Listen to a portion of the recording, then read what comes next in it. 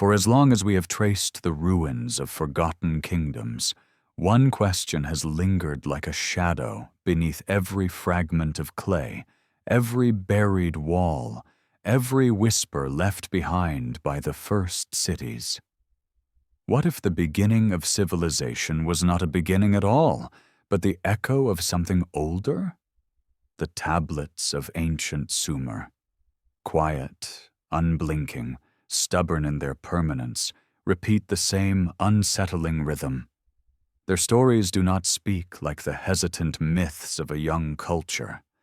They speak like memories, memories of kings who ruled before the flood, of star beings who shaped the world, of knowledge restored rather than invented.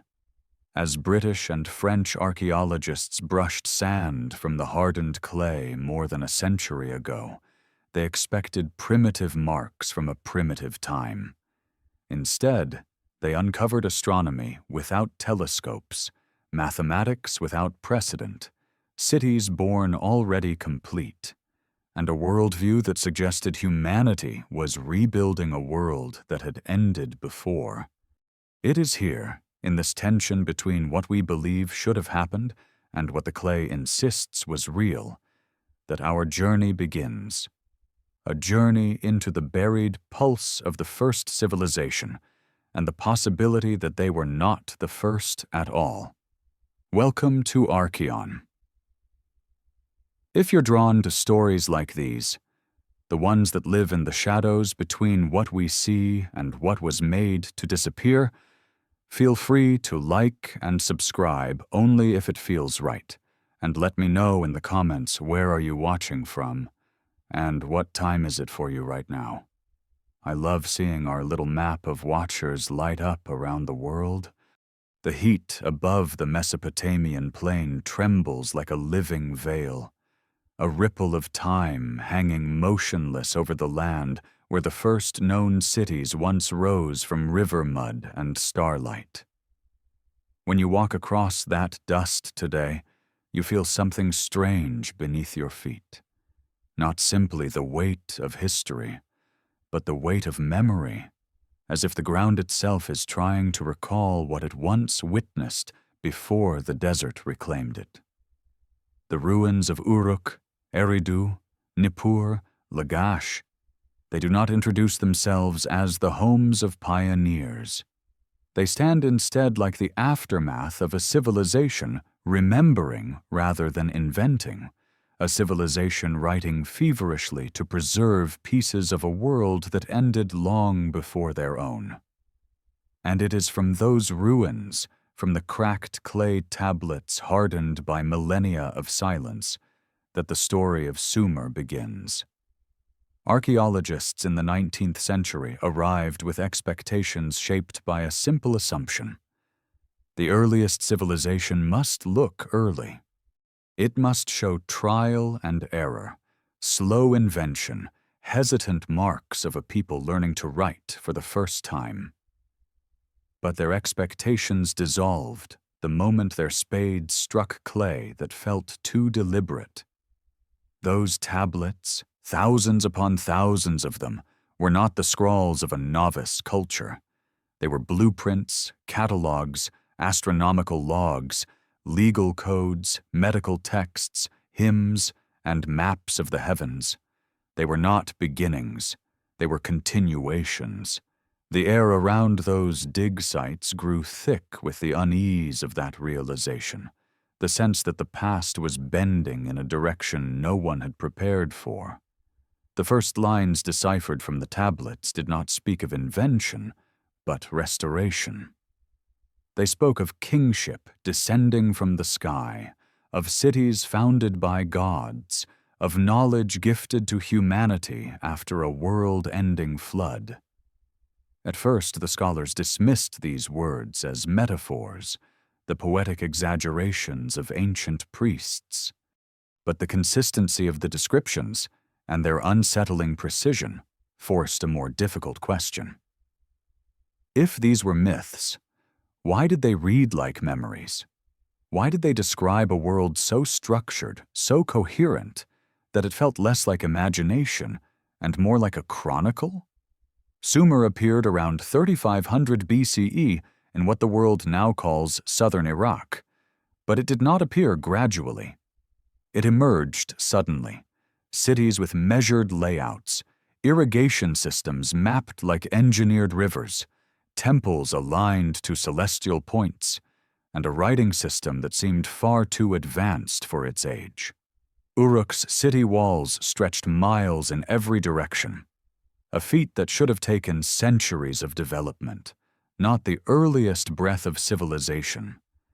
Each brick, each foundation, carried geometry in its bones, as if the architects still remembered instructions written long before their time.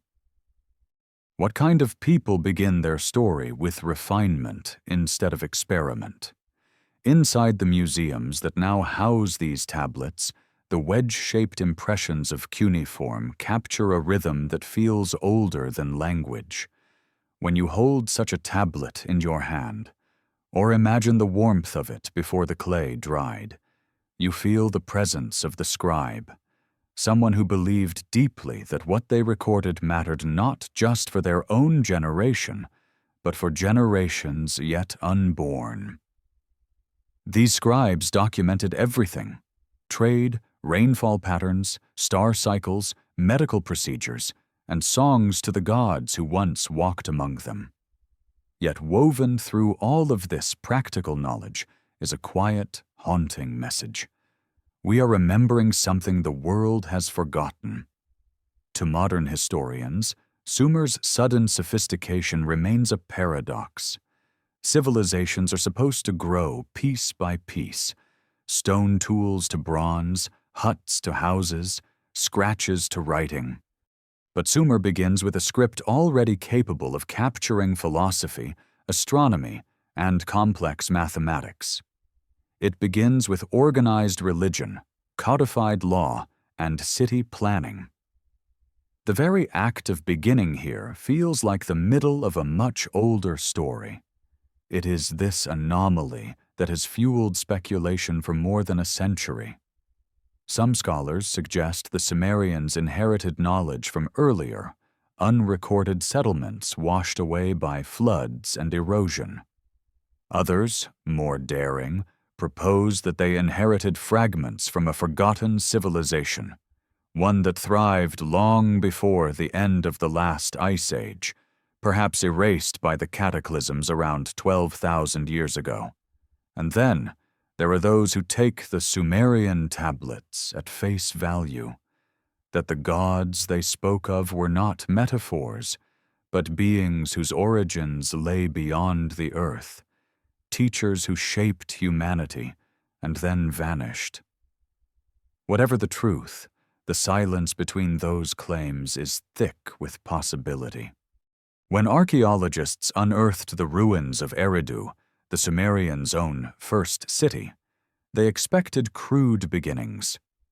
Instead, they found layers upon layers of temples, each one built directly atop the last, stretching back nearly 8,000 years. The oldest foundations belonged to a structure dedicated to Enki, the god of knowledge, a being described as the keeper of the deep waters beneath the earth. This temple was not simple. Its proportions were measured, its orientation deliberate. Its repeated reconstruction hinted not at the need for improvement, but at the desire to preserve an ancient pattern whose origins the later builders no longer fully understood. The deeper scholars dug, the stranger the evidence became. Stones that did not belong to the region, shells from distant oceans, tools and materials that indicated far-reaching trade or a memory of techniques inherited from somewhere older. Even the measurements carved into the architecture suggested a mathematical system far more advanced than the needs of early farmers. Base 60 numeration, the division of the circle into 360 degrees, the tracking of Venus's movements with an accuracy rivaling modern astronomy. None of this should have existed at the dawn of civilization. And yet it did, fully formed. Some tablets go further still. They list the rulers of the world in the era before the Great Flood. 8 kings who ruled for tens of thousands of years. On the surface, these numbers appear impossible, yet they are written with the same administrative precision used to record grain, debts, and contracts. To the Sumerians, these were not myths. They were history. And while scholars insist on symbolic interpretations, lunar calendars, or allegorical durations, the consistency of the numbers across multiple copies hints at something deeper, something remembered rather than imagined. The descriptions of the flood that ended the reign of these ancient kings mirror stories found not only in Mesopotamia, but across distant cultures. The Atrahasis epic, the Epic of Gilgamesh, the Hebrew Bible, Hindu scriptures, Greek traditions, even the myths of Mesoamerica, all speak of a deluge that erased an earlier world. The details differ, but the structure is identical. A world before, a cosmic catastrophe. A world after, cultures separated by oceans, climates, and languages preserved the same pattern, as if carrying the memory of a shared trauma. What kind of event sears itself so deeply into the human timeline that half the world remembers it in unbroken echoes? In the 1920s, at the site of Shurupak, archaeologist Leonard Woolley found a layer of sterile river-laid silt nearly 2 meters thick. Clean, uniform, unmistakable. Beneath it lay a world abruptly ended. Above it lay the beginnings of renewed civilization. The flood was real. Its timing aligned with the stories. But what caused it remains uncertain. Was it a massive river flood? A storm surge from the Persian Gulf? Or was it the fossil memory of an even older catastrophe? One that reshaped continents at the close of the Ice Age. To the Sumerians, the flood was not only destruction, it was a reset, a cosmic dividing line between the age of gods and the age of men.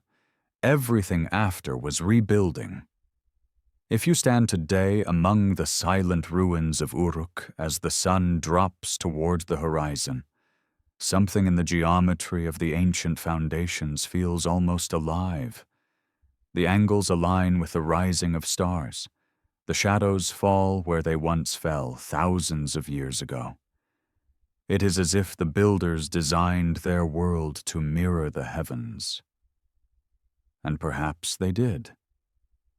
Many Sumerian temples were oriented to celestial events, the solstices, equinoxes, the appearance of Venus as the morning star. Their myths intertwine with astronomy so seamlessly that one wonders if the storytellers themselves inherited a memory of the sky from a people who had mapped it long before history began. Among the most haunting discoveries are the star charts that describe constellations and planetary cycles with uncanny precision. One tablet records the movement of Venus with a margin of error smaller than a day. Another traces the path of Jupiter. Such observation requires long, uninterrupted records that the Sumerians should not have possessed unless they inherited them. Everywhere you look, the same pattern emerges. Knowledge too advanced to be the first, myths too detailed to be inventions, structures too measured to be experiments. The Sumerians were not discovering their world. They were remembering a world lost. And in that remembrance lies the quiet possibility that humanity's story stretches far beyond the boundaries we have drawn for it, back into an era erased by water, silence, and time. As night settles over the desert, the same stars that guided those ancient architects ignite above the ruins. They shine with the same cold fire they held 6,000 years ago, unchanged, unwavering.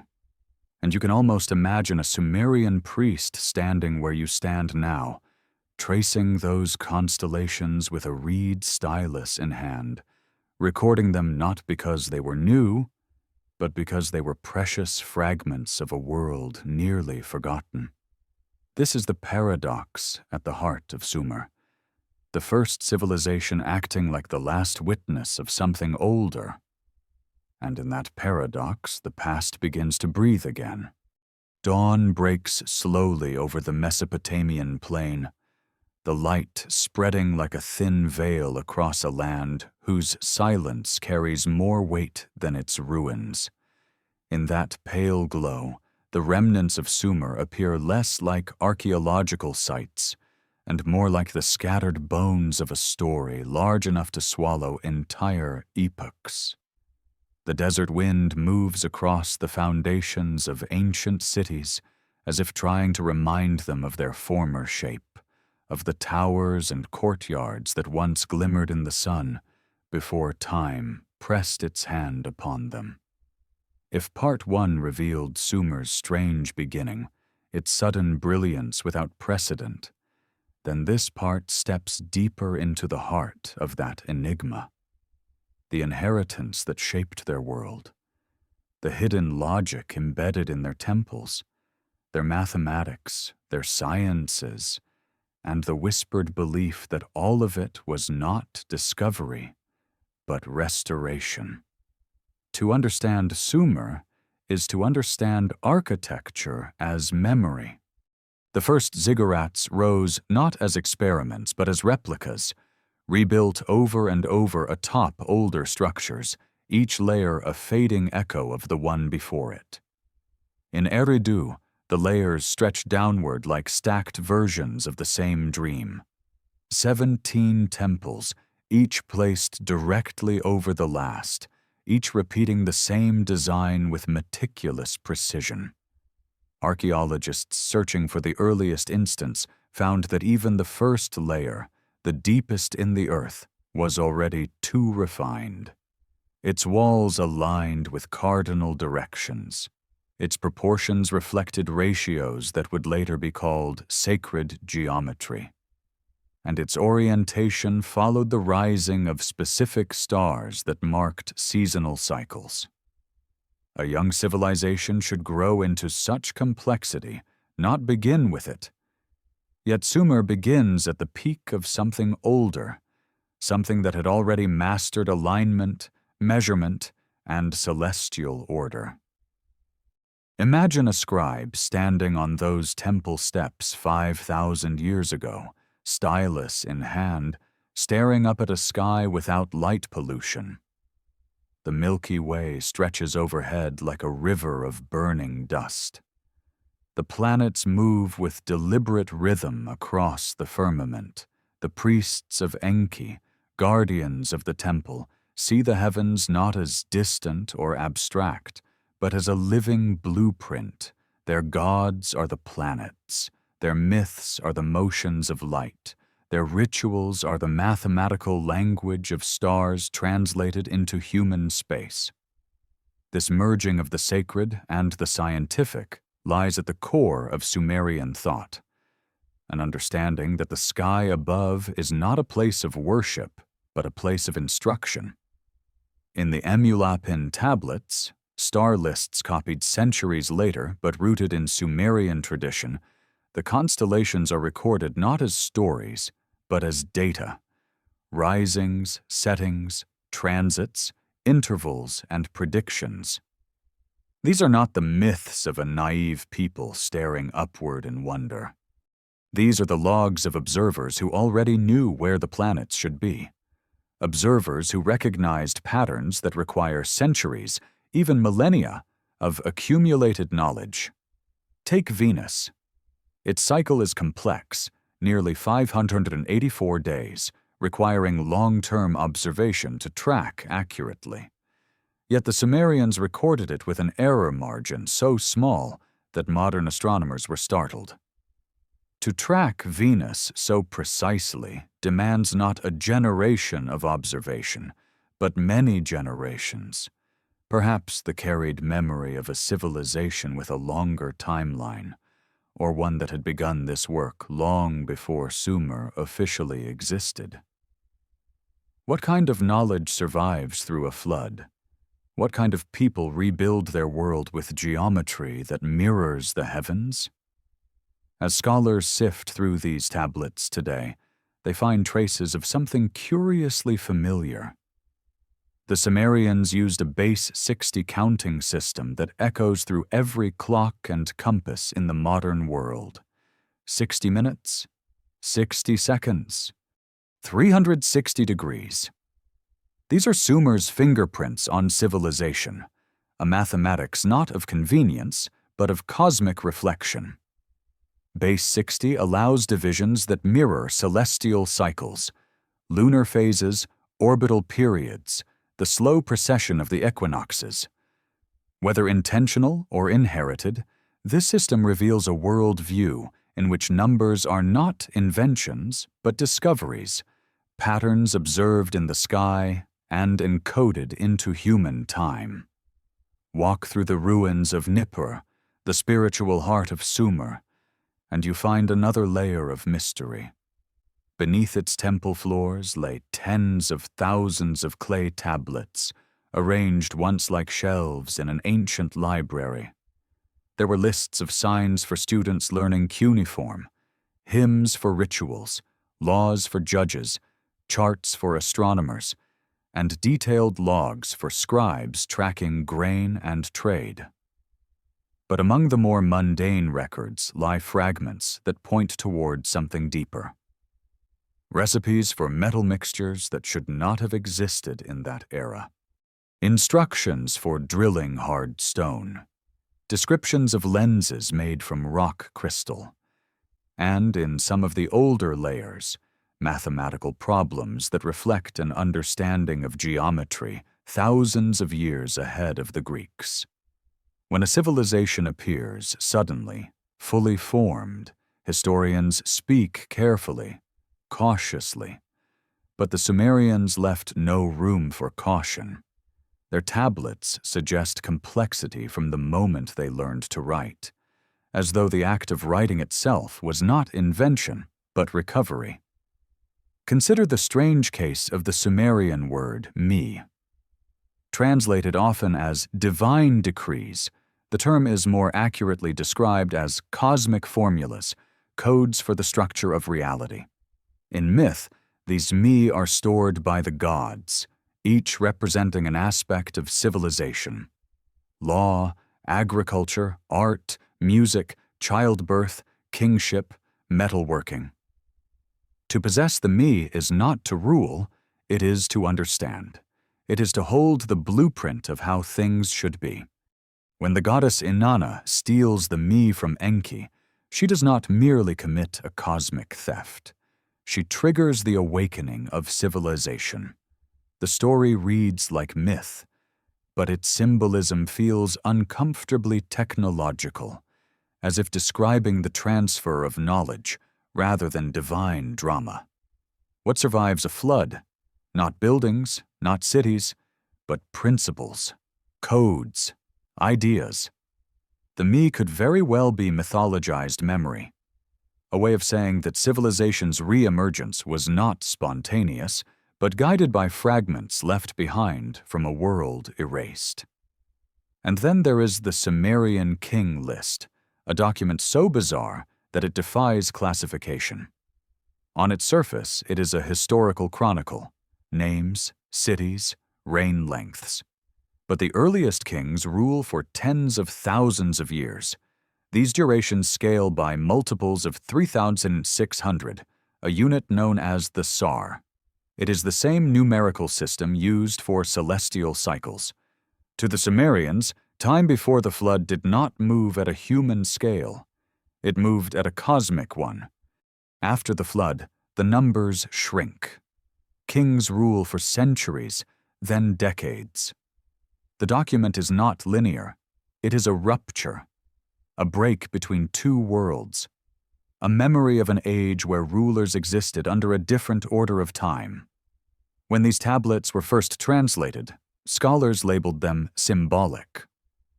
But the repetition of their structure, the precision of their numbers, and the consistency of their copies across centuries suggest the opposite. This was not myth. It was memory reframed through the only language the post-flood world could understand. Perhaps the most haunting aspect of Sumerian culture is their obsession with preservation.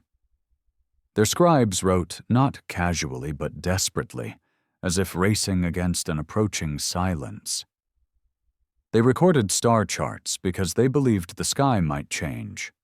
They tracked lineage because they feared the loss of memory.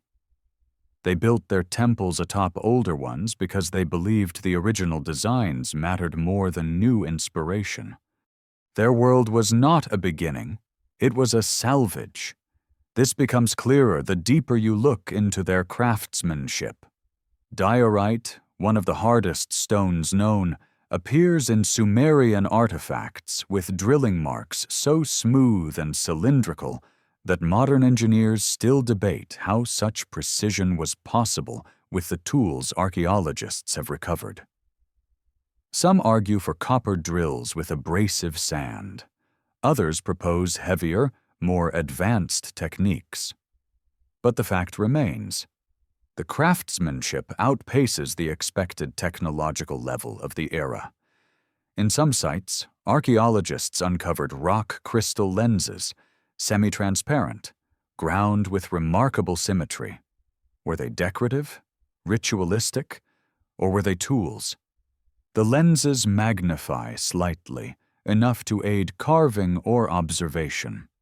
Their existence complicates the narrative of primitive beginnings. They suggest an inheritance of technique, knowledge that arrived in Sumer already formed. Imagine artisans using such lenses to carve the fine details of a seal, or to examine the sky in ways we no longer understand. Imagine them as the final practitioners of a forgotten art, the last ones holding fragments of an older science. Even their medicine hints at long memory. Tablets from Nippur list hundreds of plants and minerals categorized by their effects. Procedures for surgery, diagnoses that resemble proto-anatomy, remedies mixed with precision.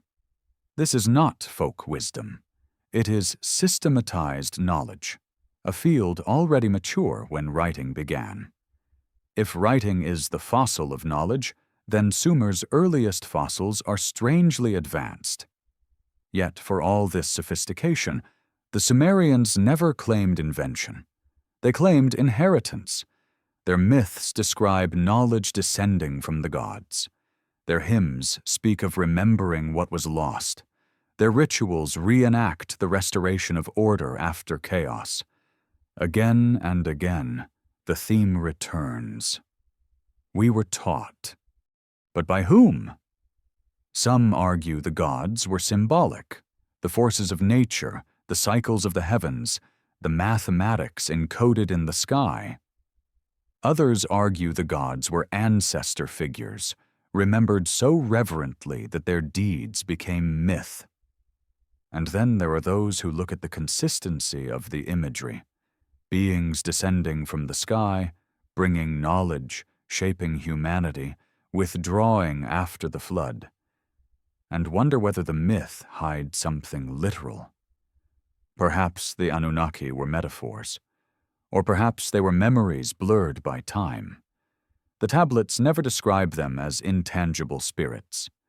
They describe them as rulers, teachers, architects, beings whose departure marked the end of an era. Among the ruins of Lagash, a relief shows a tall figure handing a measuring rod and coiled rope to a king.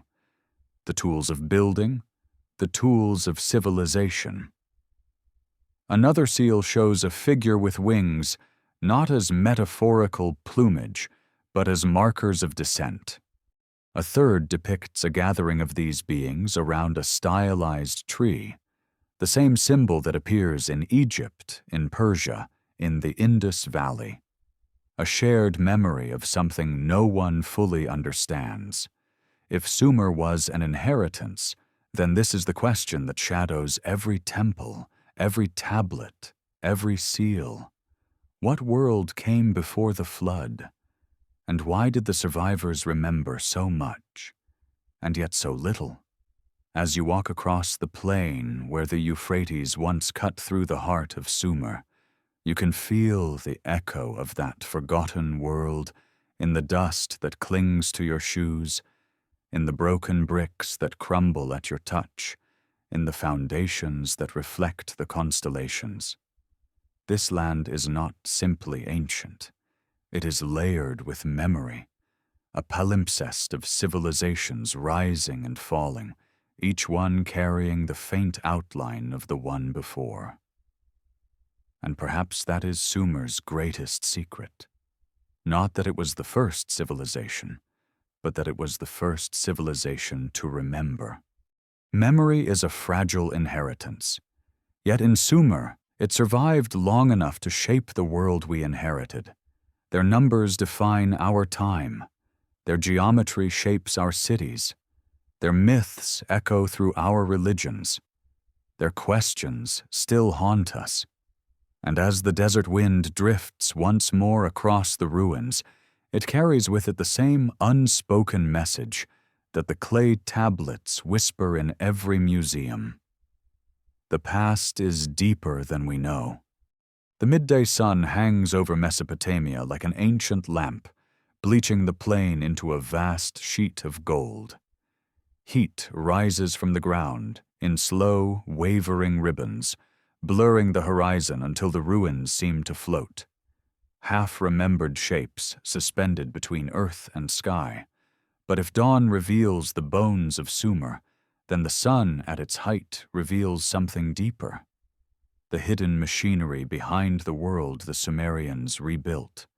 Their sciences, their languages, their libraries, their rituals, all threads woven into a tapestry that feels less like the beginning of civilization and more like the fragmented memory of a civilization reborn after catastrophe. To map into this part of the story is to step into the labyrinth of Sumerian knowledge, where myth and observation blend so seamlessly that the boundary between them dissolves. Modern minds instinctively divide the world into categories: science, religion, philosophy, astronomy, medicine. But the Sumerians did not see such divisions. For them, every discipline was an extension of the same cosmic order. Now, their mathematics flowed into their architecture, their astronomy shaped their rituals, their language encoded their worldview. Everything was unified, interconnected, and reflective of a deeper pattern they believed had existed long before they themselves appeared. And it is within this unity that their brilliance becomes unsettling, because the Sumerians behaved not like inventors discovering the workings of the world, but like remembering custodians reconstructing a system whose origins were older than memory. The first pillar of this hidden machinery is the language itself. Sumerian is not part of any known linguistic family. It stands isolated, as though transplanted into the ancient world without roots or siblings. Languages normally evolve gradually, branching into dialects, absorbing influences from neighboring cultures. But Sumerian appears fully formed, structurally complex, grammatically alien. Its logic builds meaning through layers of attached syllables, prefix, infix, suffix, each altering nuance in a way that modern scholars still struggle to interpret. A single word can contain entire sentences of meaning. A phrase can collapse time, emotion, and relational context into a single shape of thought. Linguists expected early writing to grow organically from simple accounting marks, but the earliest Sumerian documents contain everything from philosophy to astronomy, from medicine to epic poetry. There is no Proto-Sumerian. no early developmental phase. The script bursts onto the world like a technology already mature. It was as if the Sumerians were reactivating an older linguistic engine, a code passed down from an earlier age. If writing is the fossil of thought, then Sumer's earliest fossils already show the marks of a mind that had been thinking for a very long time. In the temple schools, the Edubba, students spent years memorizing sign lists, hundreds, sometimes thousands of characters. They copied myths, legal codes, star charts, and medical recipes. But beyond the structure of schooling lies something even stranger: the reverence with which language was treated. The Sumerians believed words had power beyond communication. To write was to fix reality, to shape it. Their term for writing, emigir, meant the true tongue, the primal language capable of preserving cosmic order. To recite a hymn was not to honor a god. It was to reenact creation itself, aligning human vibration with the patterns of the universe. And underlying all of this is the unsettling truth. A language so advanced, so structured, so philosophically dense should not have belonged to the earliest civilization. Yet it did, as if inherited from somewhere beyond the normal sweep of human development. The second pillar of the Sumerian world, their library culture, reveals even more. The archives of Nippur and Nineveh stretch across millennia. Tens of thousands of tablets, administrative logs, hymns, myths, rituals, star charts, incantations, medical instructions, geometric problems, architectural plans. But buried within this sea of clay is a pattern that scholars noticed only slowly. These libraries did not simply preserve knowledge, they preserved lost knowledge. Across many tablets, scribes included notes such as "from an older tablet" or "copied from the old ones." This is not simply academic humility. It is confession. The Sumerians were copying traditions, concepts, and formulas that they themselves believed came from before the flood. They saw themselves not as inventors, but heirs, curators of a broken archive. The Nineveh Library of Ashurbanipal, built 1,000 years after the Sumerians had vanished, contains tablets in both Akkadian and Sumerian. But what is remarkable is that many Sumerian texts were already ancient when the Assyrians copied them. They had become sacred relics, recited in their original untranslated form long after their meaning was fully understood.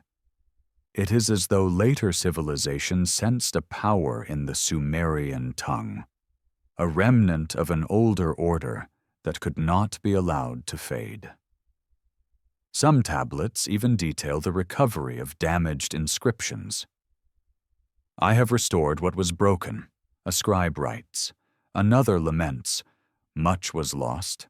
I have written what remained." These are voices in the dark, aware that they are at the end of something, struggling to preserve a memory slipping through their fingers. The third pillar, Sumerian science, reveals the deepest fractures in our understanding of the ancient world. Their catalogues of stars, their precise observations of Venus, their geometric ratios, their base 60 mathematics, all appear without developmental scaffolding.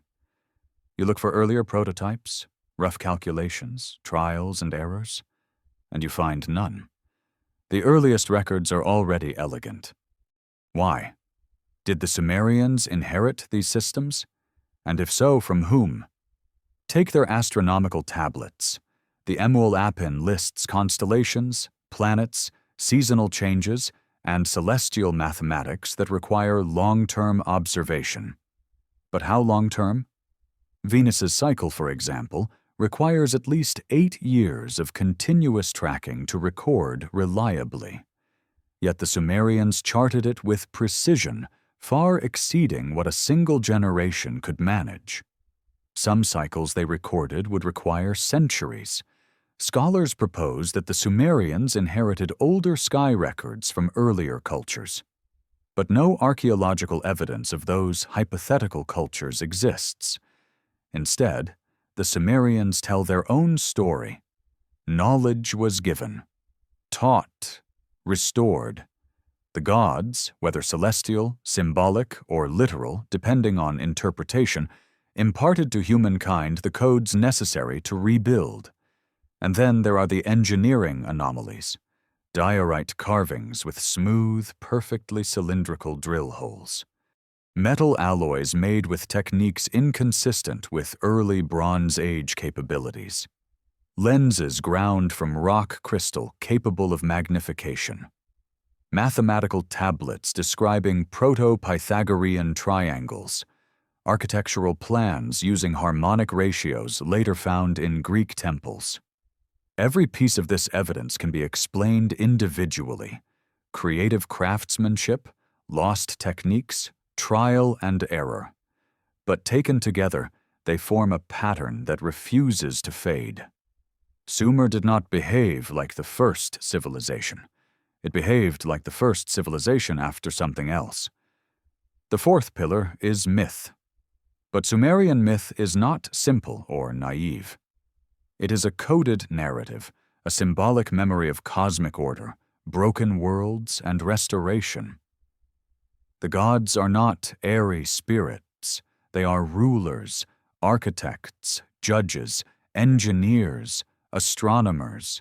They measure the heavens, decree laws, build cities, alter landscapes. Their myths read like dramatized versions of real processes the Sumerians no longer fully understood but felt compelled to preserve. Consider the story of Enki and the Mi. These Mi are not magical relics. They are described as tablets, formulas, instructions, codes. Each Mi governs a branch of civilization. Music, agriculture, kingship, metalworking, writing. When Inanna carries the Mi to her city of Uruk, civilization awakens. This is not simply mythology.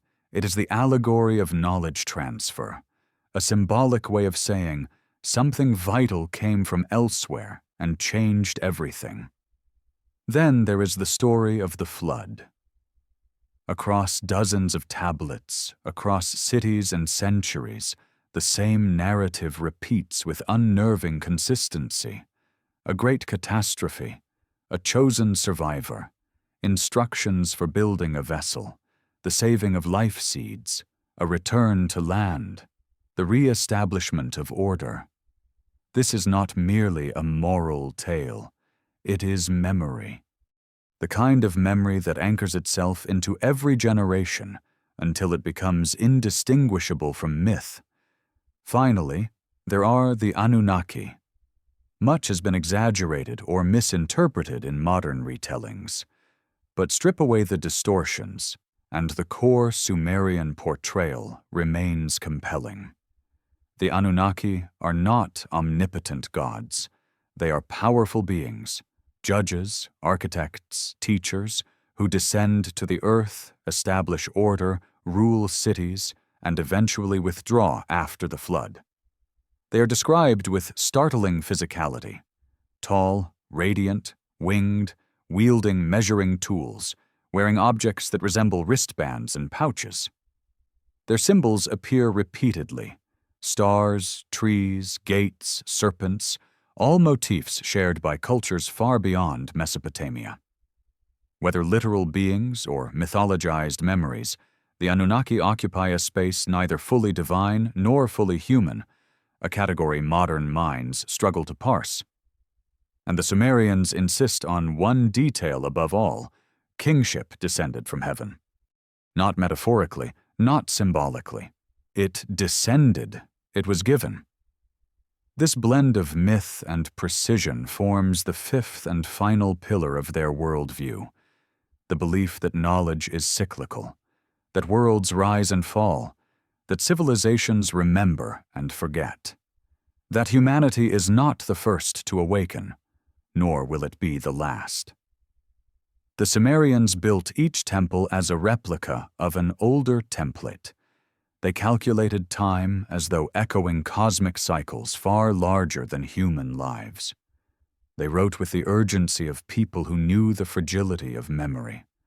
They preserved stories that feel older than writing itself. In this worldview, humanity is not ascending from ignorance.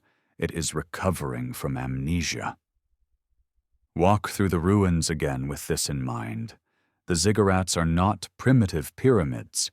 They are memory anchors, gestures toward an older cosmic architecture lost in the flood. The star charts are not early astronomy. They are reconstructed fragments of a sky once mapped by others. The language is not first-generation writing. It is the last surviving descendant of a linguistic family erased from history. The myths are not fairy tales. They are encoded memory. Everything about Sumer whispers the same quiet truth. We came after something. And perhaps they were right. Perhaps the human story is not a straight line stretching from primitive to advanced. Perhaps it is a wheel, turning through ages of brilliance and silence, flood and rebuilding, memory and forgetting. Sumer may not have been the first spark of civilization, but the first rekindling after the darkness, the first chorus after the long silence. As the sun begins to dip once more towards the western horizon, the ruins lengthen into long shadows, ghosts of towers, hints of walls, the outlines of temples that once mirrored the heavens. The desert grows still. The wind quiets. And beneath the surface of the sand, beneath the cracked clay and broken brick, something ancient sleeps, a memory waiting for the next civilization willing to listen. Because the Sumerians were not telling us who they were. They were telling us who came before. Evening settles over the Mesopotamian plain like a slow descent of memory, the sky dimming into a deep copper haze as the last light of day withdraws behind the distant line of dunes. In that twilight, the ruins change. What seemed like broken walls and scattered stones under the harsh sun now take on the contours of something almost alive. Shadows lengthening into corridors, foundations breathing with the echoes of voices long vanished. And in that shifting half-light, the Sumerians' relationship with knowledge begins to reveal itself with a clarity that daylight never provides. Part 4 steps deeper into the interior of their intellectual world, into their sciences and technologies, their rituals of preservation, and the strange impression that all of it points backward rather than forward, as though every discovery they recorded was an act of remembering rather than creating. To understand this strange reversal, you must first imagine the world Sumer inherited after the Great Flood. The land was fertile, yes, nourished by the Tigris and Euphrates, but it was also haunted by geological scars, by memories preserved in fragmented myths, by the knowledge that something vast had ended, and that the survivors were living among its remnants. In this environment, knowledge was not a luxury. It was a tool of survival. And the Sumerians approached it with the intensity of people who had seen the consequences of forgetting. The Sumerian scientific worldview, if we may use a modern phrase, was built on the belief that the universe was an ordered system, one that could be measured, predicted, and harmonized with. But unlike modern science, which seeks novelty, Sumerian science sought restoration. They believed they were retrieving principles that had existed before the flood. And their records show this search everywhere, in the tilt of their temples, the angles of their foundations, the formulas on their tablets, and the symbols carved into their seals. Begin with their mathematics. Base 60, or sexagesimal, was not a random choice, nor an accidental invention. It allowed fractions that base 10 could not produce easily, fractions that aligned with astronomical cycles and seasonal rhythms. A circle of 360 degrees mirrors the movement of the sun across the Earth's horizon. 60 minutes, 60 seconds. These are remnants of a cosmology in which time was something divine, something inherited. The earliest mathematical tablets do not show experimentation. They show mastery. One such tablet, excavated at Nippur, contains a series of geometric problems whose solutions involve relationships identical to what modern mathematicians call the Pythagorean theorem. This tablet predates Pythagoras by more than 1,000 years, but the Sumerians did not frame it as innovation. They framed it as standard instruction, part of the normal curriculum of scribal schools. There is no sign that they considered this knowledge exceptional. To them, geometry was simply part of the order of things, as ordinary as farming or brickmaking. Their medicine follows a similar pattern.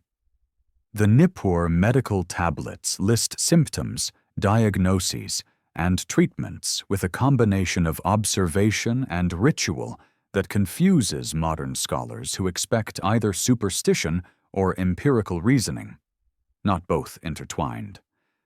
But to the Sumerians, the body was part of the same cosmic system as the stars and rivers. Illness was a disharmony, a disruption of the underlying order. Treatments ranged from herbal mixtures to incantations, spoken formulas believed to realign the body with the cosmos. In their worldview, there was no contradiction in a physician who studied anatomy while chanting to a deity. Knowledge, in all its forms, was a reflection of the same deep structure. Their metallurgy also reveals surprising sophistication. At sites like Tel Asmar and Kish, archaeologists found alloys that should not have been possible with early Bronze Age technology: high-tin bronzes, arsenical bronzes, metal hardened in ways that suggest controlled temperatures and advanced smelting techniques. Some tools bear microscopic signs of rotary drilling or mechanical abrasion. Yet no machinery from that era has ever been found. How did they achieve such precision with the tools archaeologists have recovered? The common explanation is lost techniques. But the more unsettling possibility is preserved techniques, knowledge carried across the flood from a world that no longer exists. The Sumerians themselves hinted at this inheritance. Their myths repeatedly describe the gods teaching metalworking, architecture, irrigation, and other crafts to the first generations after the flood. The gods in these stories are not abstract figures. They are instructors, builders, engineers, figures who descend to the earth, impart knowledge, and withdraw. Whether symbolic or literal, these stories convey a belief in knowledge as transmission rather than innovation. Then there is the question of the lenses. At least one rock crystal lens, found at Nimrud, predates known optical tools by millennia. Scholars debate its purpose: ornamental, decorative, ritualistic, but its curvature is optical. It magnifies. It is ground with skill. Some suggest it was used by artisans to carve fine details on seals and statues. Others propose it was used to observe the stars. Whatever the truth, it is another piece in a growing puzzle. The craftsmanship of Sumer was not primitive. It was advanced, targeted, intentional. And yet, for all their brilliance, the Sumerians never boasted of being the first. They repeatedly described themselves as receivers. Their term for knowledge, mi, did not mean learning in the sense of human discovery. It meant cosmic blueprint, principles encoded into the universe. The gods kept the me. Humans borrowed them. Civilization was not created. It was reactivated. This belief shaped everything about their institutions. Their libraries were not collections of curiosity, but vaults of preservation.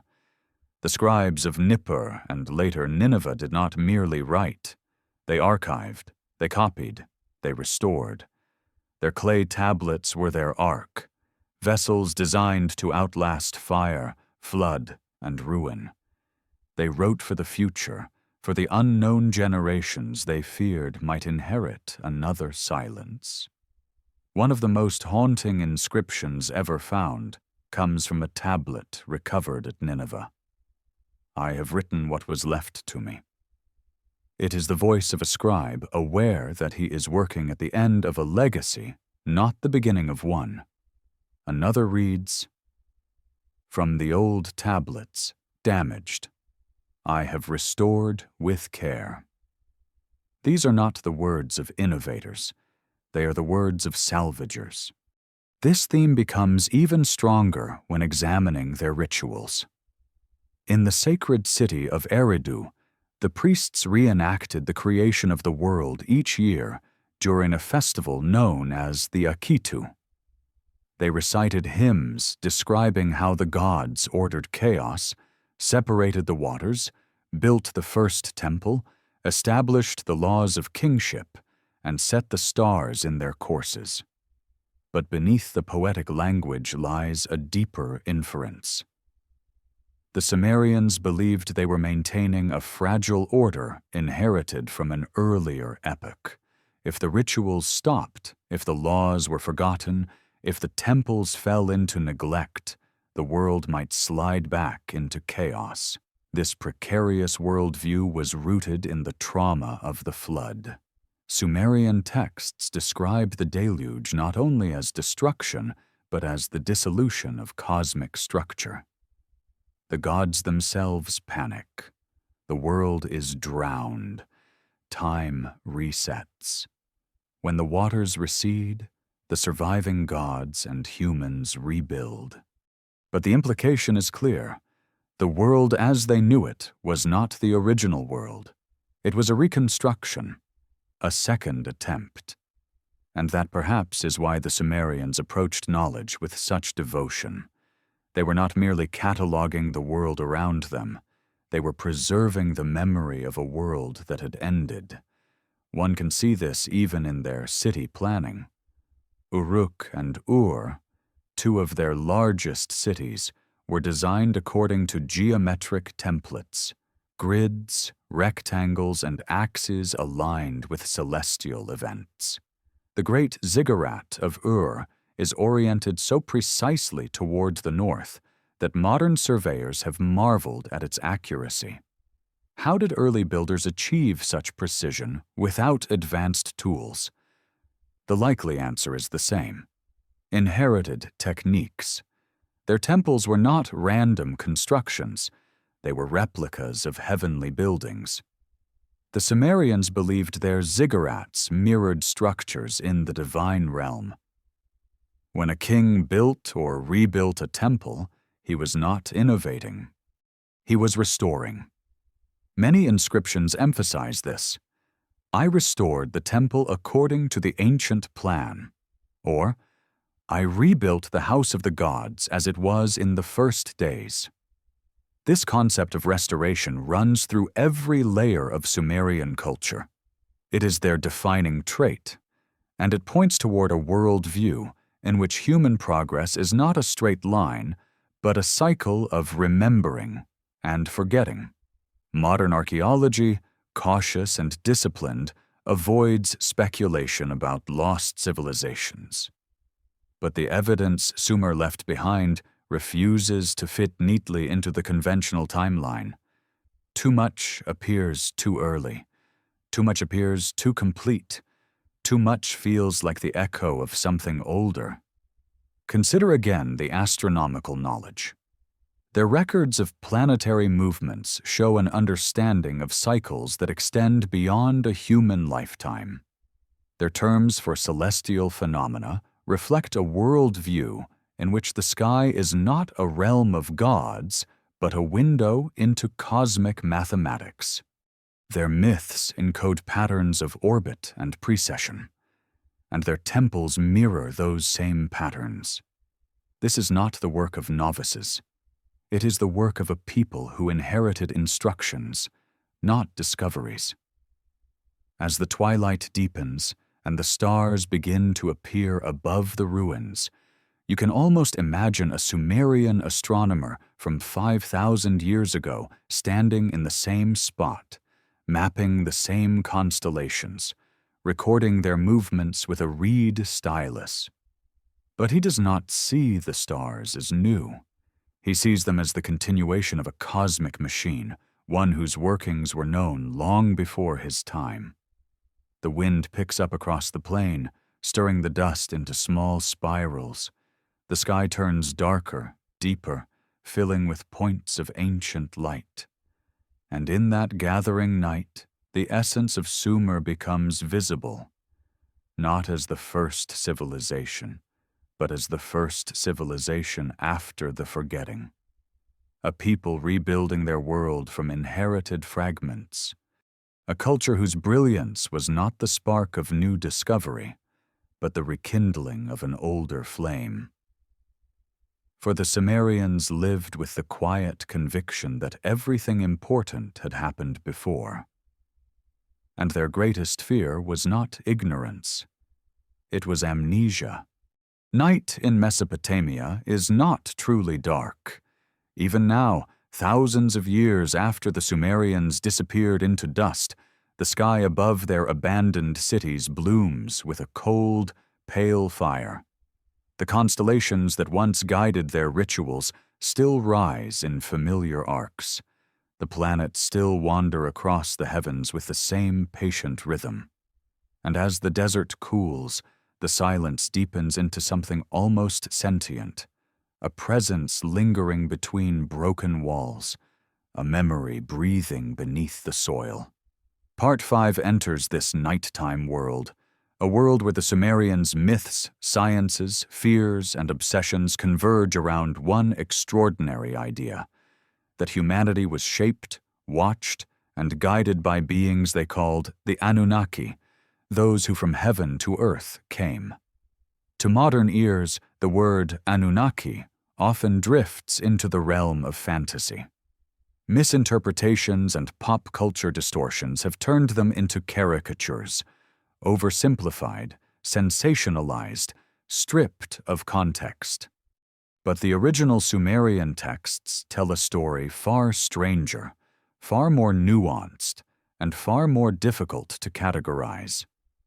They describe beings who were not quite gods in the later religious sense, yet not human in any sense we would recognize.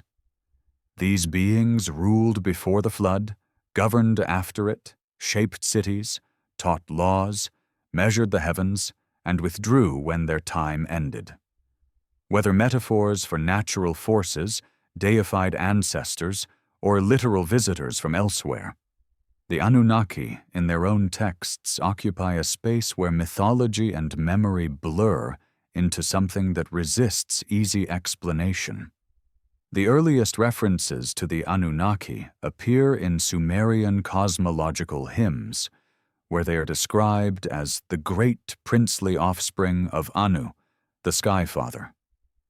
But unlike distant deities of later pantheons, the Anunnaki move between realms.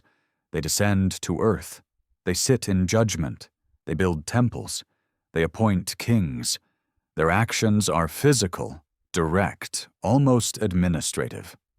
They are described using terms of rulership rather than worship, titles of office, not titles of divinity, and they stand at the heart of Sumer's most important belief: that kingship, wisdom, and civilization itself did not rise from humanity, but descended from the heavens.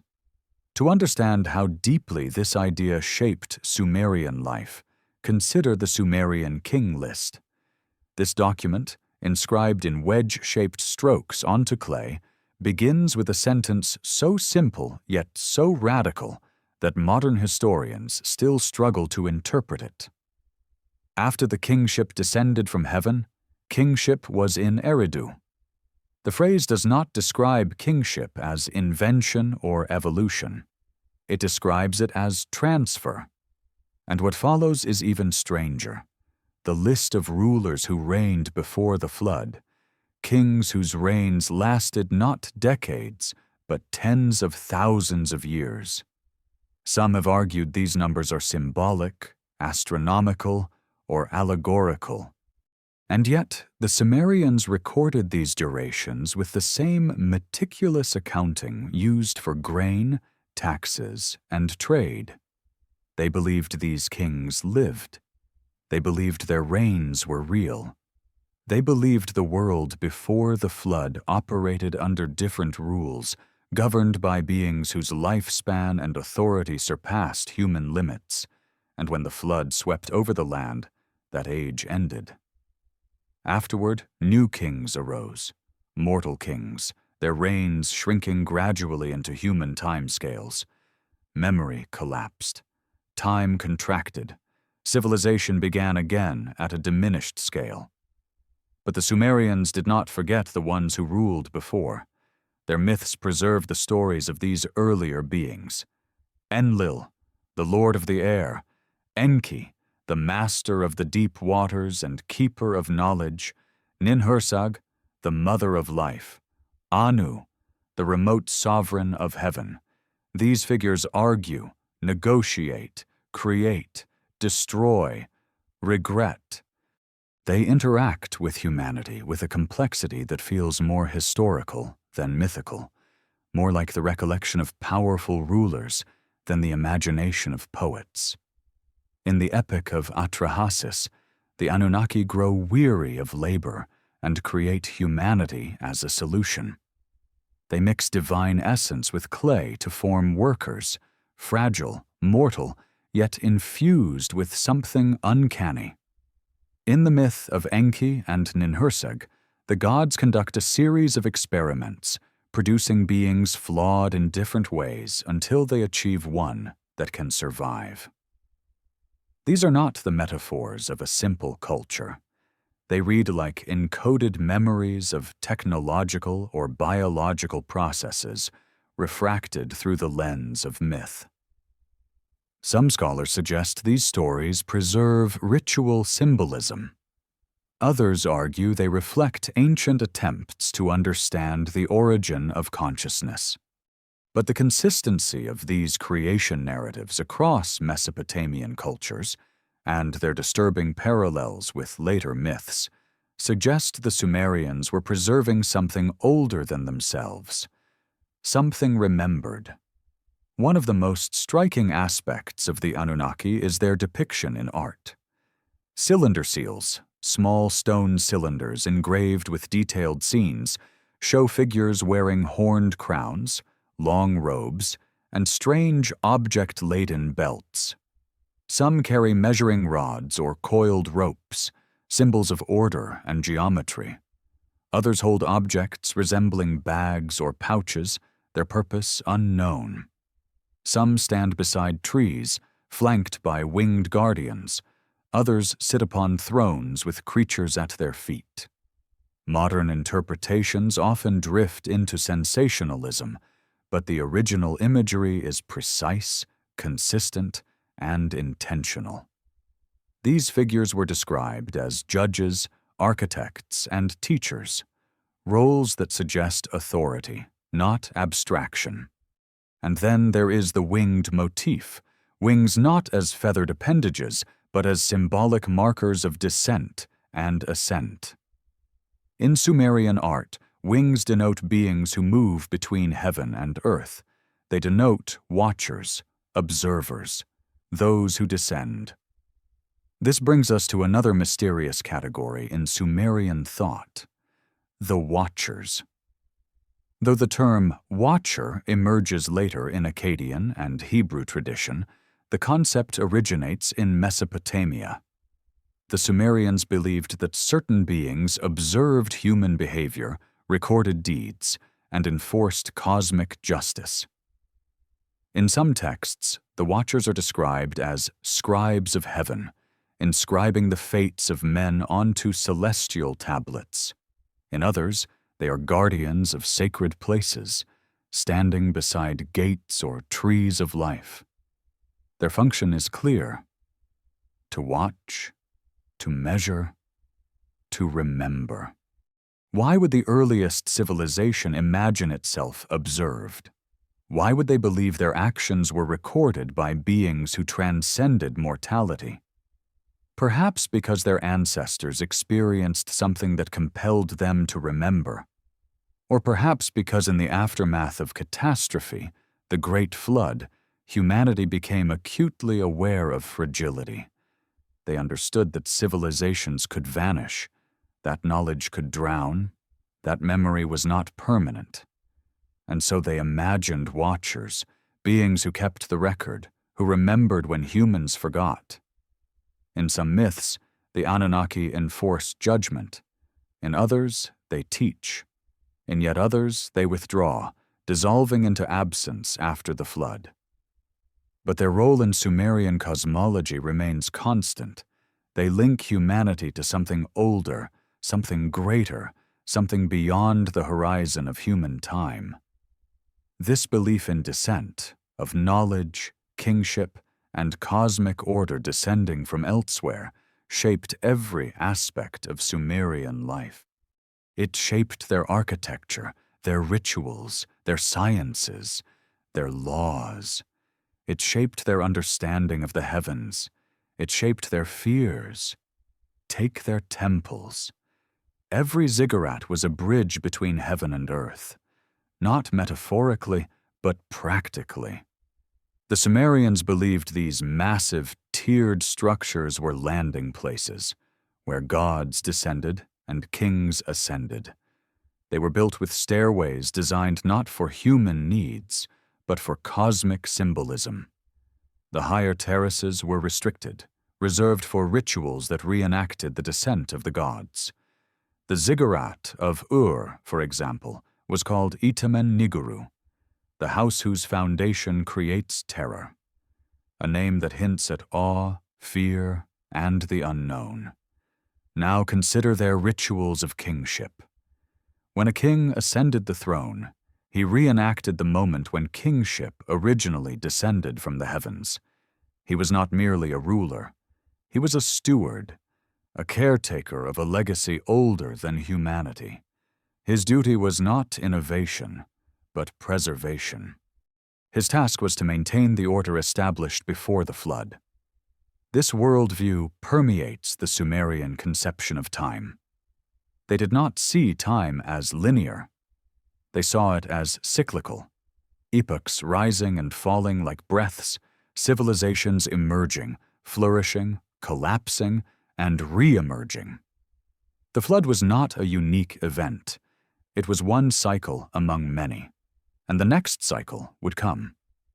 They believed every age ended in water, fire, or silence, and that humanity's duty was to preserve memory through each catastrophe. This cyclical worldview also shaped their fear of chaos, known as Kur, the wilderness beyond order. Kur was not simply a physical place. It was the force of dissolution, the unmaking of structure. The Sumerians believed that chaos was always waiting, encroaching, pressing at the edges of civilization. Their rituals kept it at bay. This fear of dissolution may explain their intense obsession with writing. Clay tablets were not simply tools of record-keeping. They were bulwarks against forgetting, a way of anchoring memory in something that could endure fire, flood, and time. Stone burns, wood decays, but clay, once baked, becomes nearly eternal. The Sumerians trusted clay more than any other material. They trusted it to outlast catastrophe. They trusted it to carry their voice across millennia. Their libraries, like Nippur's temple archives, were built not as repositories of learning, but as time machines, designed to transport knowledge into a future where it might be needed again. And perhaps they were right to fear forgetting, because within their myths lies a subtle confession, a recurring theme of civilizations before their own. They spoke of cities submerged beneath the sea, of temples lost in the deep, of beings who vanished into the underworld after the flood. They hinted at a world older than the one we know, a world erased by catastrophe, a world whose memory survived only in fragments. Gudea of Lagash, a ruler who rebuilt ancient temples, wrote that he followed the plan written in the old days. Not his days. The old days, long before him. In the Sumerian imagination, those old days were not primitive. They were golden, an age of gods, knowledge, and harmony. The flood ended that age, and the Sumerians saw themselves as the inheritors of its ruins. This brings us back to the Anunnaki, not as mere characters in myth, but as symbols of that older world. They represent the guardians of knowledge, the transmitters of civilization, the memory of an age humanity barely remembers. They are the embodiment of the belief that history did not begin with humans. It began with beings who shaped humanity, and when those beings withdrew, humans were left to continue the story, imperfectly, fragmentarily, trembling under the burden of memory. Whether the Anunnaki were literal beings, cosmic metaphors, idealized rulers, or mythologized ancestors is a question that may never be answered. But what is undeniable is the psychological truth encoded in their stories. The Sumerians felt that they were rebuilding a world, not building it for the first time. They felt watched, guided, judged, taught, and ultimately abandoned. Their myths are not imaginative flights of fancy. They are trauma literature. They are the cultural memory of catastrophe and survival. To walk among their ruins at night is to feel the weight of this world view pressing from beneath the stones. The air carries a faint, metallic scent, as though the earth itself remembers the sea that once covered it. The ziggurats loom like broken stairways to heaven, their edges eroded, but their symbolism intact. The stars above burn with the same cold fire the Sumerians once measured, and the silence feels charged, not empty, but listening. In that silence, you understand what the Sumerians feared most, not the gods, not chaos, not the flood, but forgetting. They built their civilization on the belief that forgetting was the real disaster, that knowledge, once lost, might take millennia to recover, that the world they inherited was already the aftermath of amnesia, and that if humanity ever forgot again, the cycle would repeat. The Anunnaki, in this light, are not simply gods. They are the memory of memory itself, a reminder that the world has ended before and will end again, unless we learn how to remember. Tonight, above the desert, the stars drift slowly across the sky. Their movement is the same movement the Sumerians charted on clay. Their patterns are the same patterns encoded in myths of gods and kings. And as the cool air settles over the ruins, the Sumerian voice rises softly from the ancient ground. We were not the first. The darkness over the Mesopotamian plain deepens until the sky becomes a vast ink-black ocean. Stars bloom across it like ancient embers, each one a shard of the same celestial fire the Sumerians believed had shaped their world. By the time night reaches its quietest hour, when the heat has fully drained from the earth and the sand cools beneath your feet, the ruins feel different.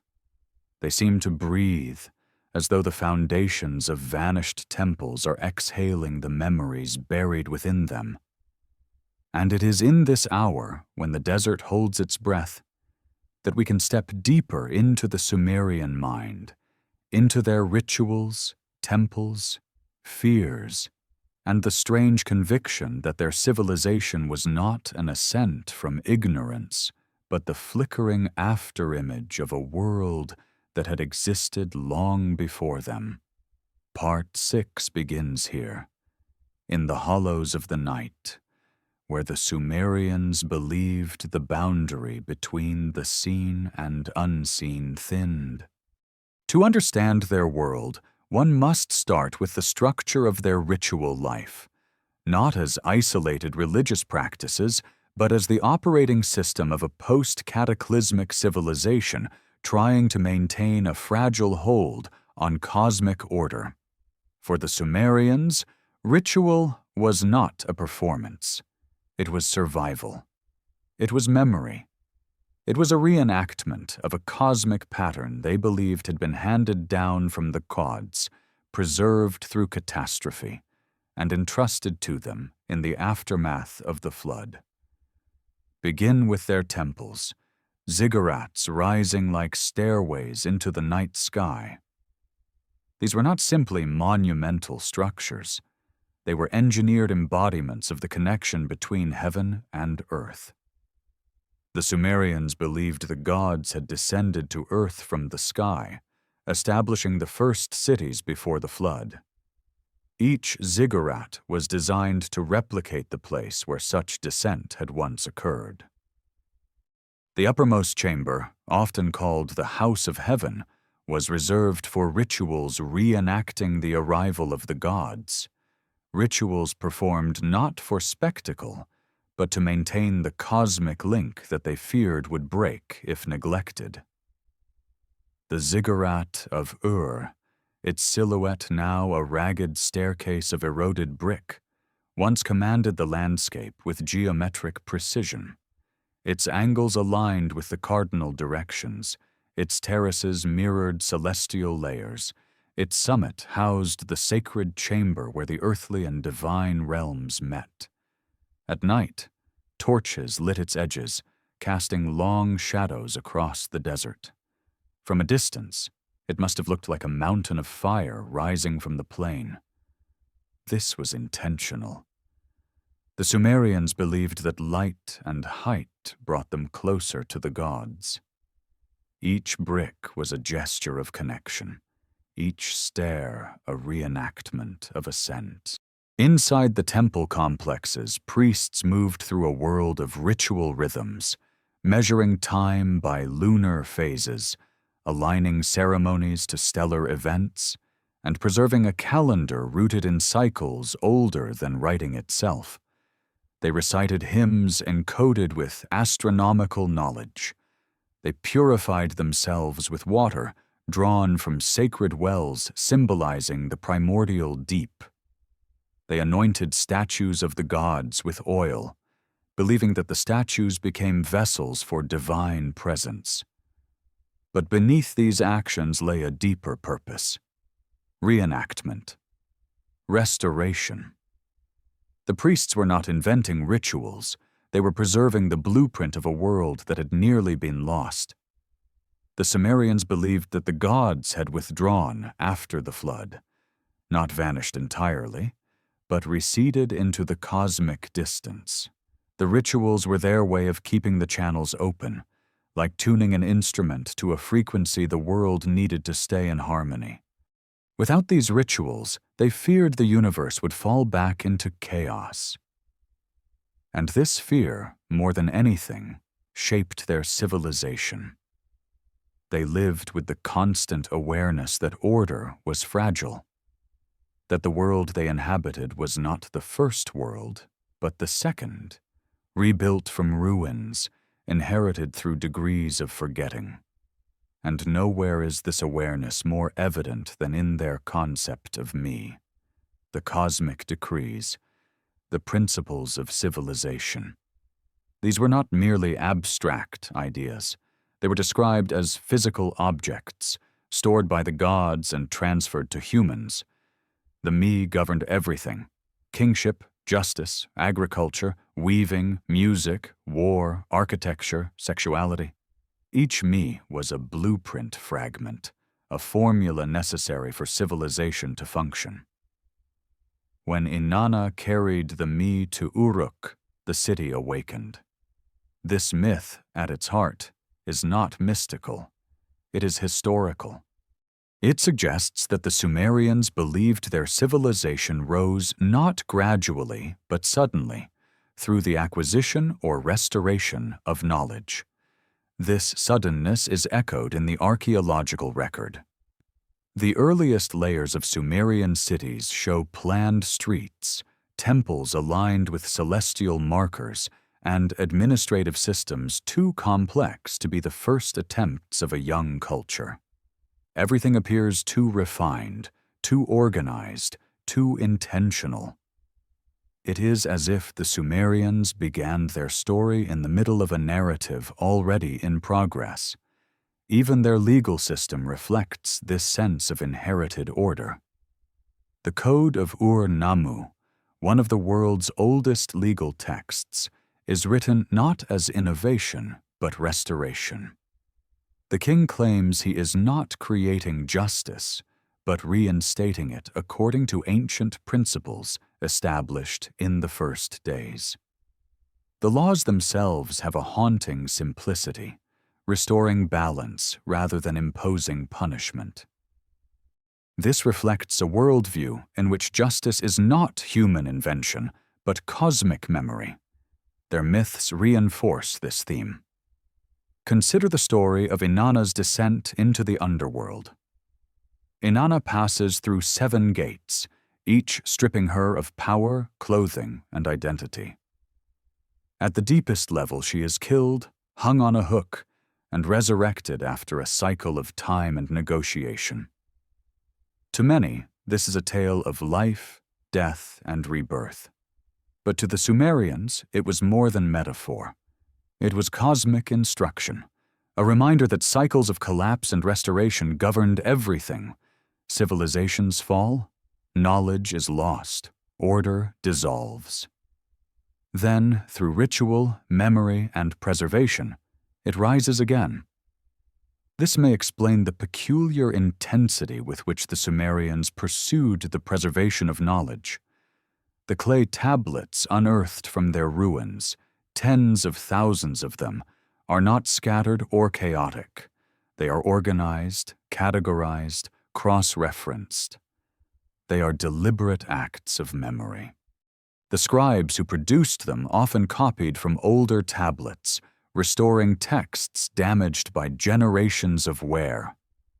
Some tablets contain notations like "from the old ones" or "damaged, restored with care." This is the voice of a civilization aware that it is preserving fragments of an earlier world. In the nighttime stillness of the ruins, you can almost imagine a scribe sitting by lamplight, recopying a tablet whose origin predates even his ancestors. The flicker of flame casting shadows on the clay, his reed stylus pressing into wet earth, his awareness that what he writes is not for him, or his king, or even his generation, but for the unknown future, for those who might inherit a world darkened by silence once again. And behind these scribes, behind their devotion, lies something even deeper: fear. The Sumerians lived under the shadow of the flood. They believed the world could be erased. They believed memory was fragile. They believed knowledge must be preserved at all costs. Their rituals, libraries, and myths all reflect this existential anxiety. To them, the flood was not a story. It was a wound. And the presence of the Anunnaki, those beings who taught, judged, and shaped humanity, was both comfort and threat. In some myths, the Anunnaki bestow knowledge. In others, they inflict punishment. In the flood narrative, they decide to erase humanity because humans have become too noisy, too disruptive. Enki, the god of wisdom, saves humanity by whispering instructions to Atrahasis through a reed hut. This image of a god bending down to warn a mortal is not simply mythic. It is the imprint of trauma, carried across generations. But the most unsettling aspect of the Anunnaki myths is their implication of absence. After the flood, the Anunnaki withdraw. They still influence the world through dreams, omens, and rituals, but they no longer walk openly among humans. The world of divine-human interaction ends. Humanity is left to rebuild. This idea of withdrawal echoes through Sumerian literature, architecture, and art. It is the loss that defines their identity. Perhaps this is why the Sumerians became such meticulous archivists. They were trying to preserve not only information, but connection. Traces of the beings they believed had once guided them. Their libraries were not collections of books. They were time capsules. They were offerings to the future. The night grows deeper over the ruins, and now the stars begin their slow drift across the sky. The constellations the Sumerians named, the Plough, the Scorpion, the twin stars, rise in patterns that mirror the inscriptions on their tablets. Their astronomical observations were not simply scientific, they were metaphysical. The stars were the signatures of the gods, the record of cosmic order, the clock by which the world's hidden machinery turned. And the Sumerians watched them with a devotion that bordered on reverence. They tracked their movements with precision. They aligned temples to their risings. They predicted their cycles. They used them to time harvests, rituals, festivals. They believed that the gods communicated through celestial shifts. They believed the heavens were the first tablet, inscribed with the me of the universe. If you stand among the ruins tonight and look upward, you are seeing the same sky they saw, the same Jupiter they charted, the same Venus whose cycle they recorded with stunning accuracy, the same lunar phases that governed their calendar. The sky is the last visible link between our world and theirs. And this is where the core of their worldview becomes clear. The heavens were not separate from the earth. They were intertwined. What happened above determined what happened below. Civilizations rose when cosmic order was aligned. They fell when the heavens fell out of harmony. This belief is not merely religious. It is a memory of catastrophe, of a flood triggered by celestial events, preserved in myth, ritual, and architecture. Some scholars propose that a comet, asteroid, or cosmic impact triggered the Younger Dryas catastrophe thousands of years before Sumer. Others suggest solar flares or massive climate shifts. The Sumerians knew nothing of these scientific theories, yet their myths preserve the same structure: celestial disturbance, earthly destruction, rebirth. Whether these stories reflect real events or symbolic patterns is not the point. What matters is that the Sumerians lived in the aftermath of something enormous, and their civilization was shaped by the need to remember. As the night reaches its darkest moment, the hour just before dawn, the ruins fall silent. No wind moves, no insects stir, the world holds its breath. And in that stillness you can feel the weight of Sumer's central message pressing through the millennia. We rebuilt what was broken. We remembered what was lost. We preserved what we could. Because the world forgets. Because the cycles return. Because the flood comes again. And because memory is the only thing that survives.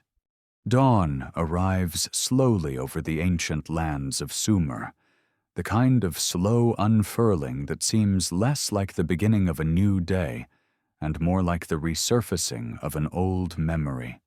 For a brief moment, the horizon blushes with a muted red, as if the desert itself were recalling the fires and floods that once reshaped the world long before the first cities rose from clay. The air is cold, almost sharp, carrying with it the scent of dust, salt, and the faint whisper of something older than history. And as the light spreads across the cracked mud-brick foundations of temples and palaces, a deeper question emerges. The question that has lingered beneath every Sumerian myth, every astronomical tablet, every ritual of restoration. What came before? Part 7 steps into the space between memory and oblivion, where the possibility of a forgotten civilization, one that predates Sumer, one erased by catastrophe, casts a long shadow across the earliest chapters of human history. The Sumerians themselves hinted at such a world through their myths of the antediluvian era, their claims of kings ruling for tens of thousands of years, their stories of gods walking openly among humans, and their insistence that civilization did not originate with them, but was restored after a great flood.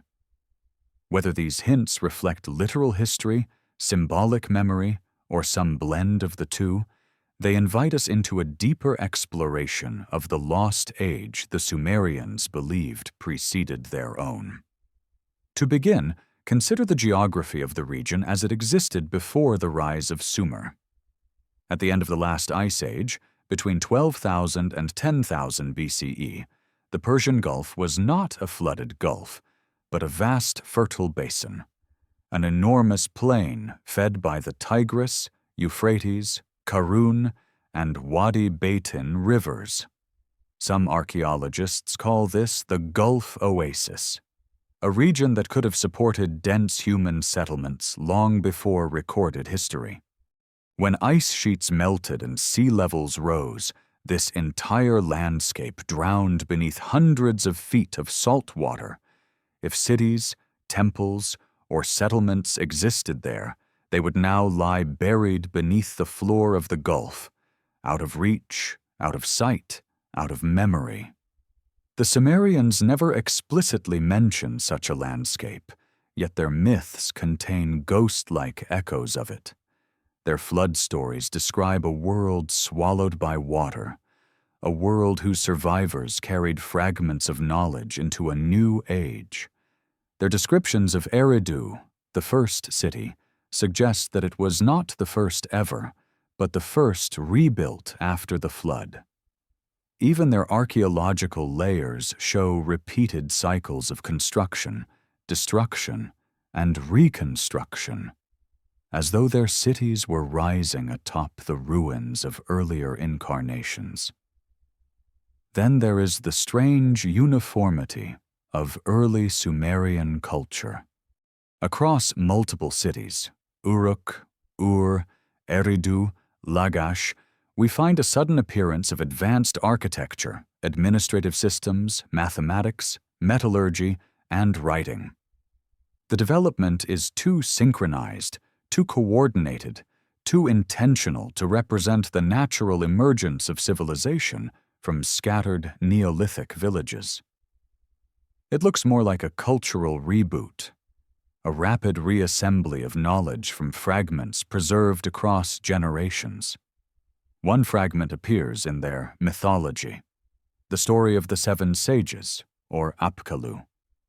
These beings, described as part human, part fish, emerge from the waters after the flood to teach humanity the arts of civilization, scribal knowledge, medicine, agriculture, architecture, astronomy. They instruct kings, they build temples, they establish order. In later Akkadian texts, the Apkallu are remembered as legendary figures who lived before the flood, guardians of knowledge from an era long vanished. In some depictions, they hold tablets, the same symbol associated with the me, the cosmic blueprints of civilization. The Apkallu may represent something symbolic, but they also represent something profound. The Sumerians believed their civilization was not an invention, but a restoration guided by beings who remembered the old world. This belief shapes their entire cosmology. Their gods debate, judge, build, punish, regret. Their myths contain technological imagery, measuring rods, construction tools, tablets of destiny, heavenly chariots that hint at systems older than writing itself. Their rituals revolve around reenacting creation, not because they imagined it, but because they believed they were maintaining the order established before the flood.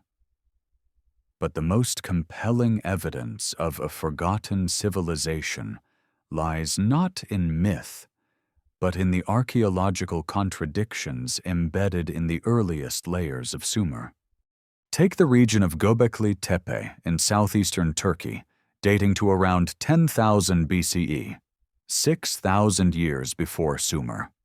Massive stone pillars carved with exquisite artistic detail form circular enclosures unlike anything known from the Neolithic period.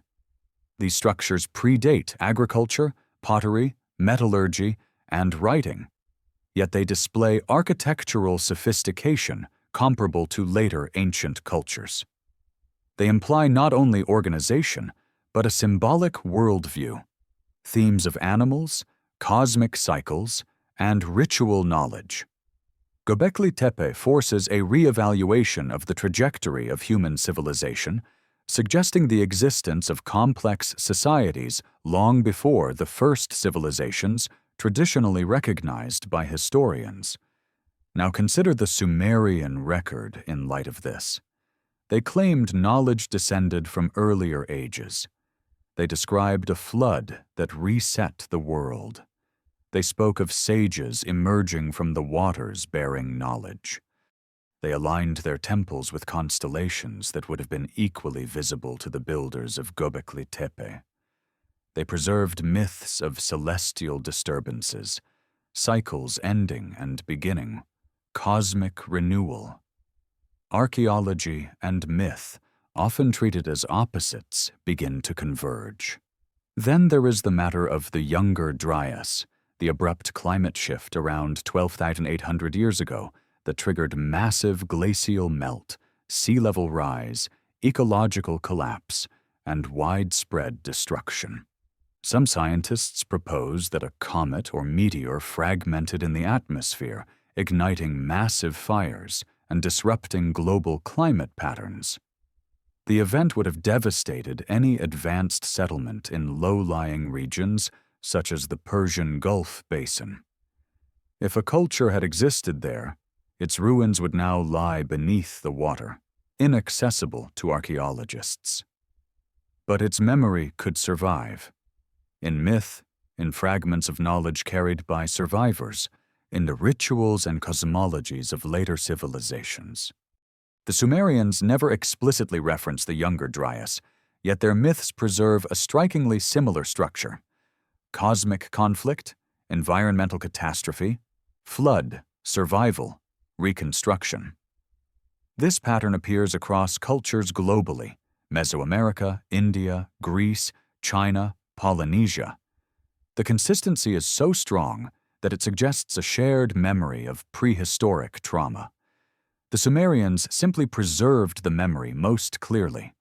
Perhaps this is why their civilization appears so sudden, so complete, so advanced.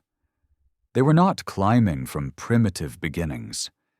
They were piecing together the remnants of something older, guided by the stories of beings who came before. This is also reflected in their obsession with time.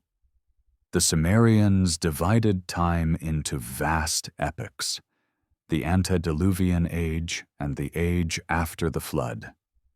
They saw these epochs not as symbolic but literal. The king list records enormous time spans, not to exaggerate, but to preserve the memory of an age governed by different principles.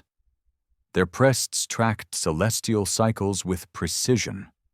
They recognized precession, the slow drift of stars across millennia, long before Hellenistic astronomers described it.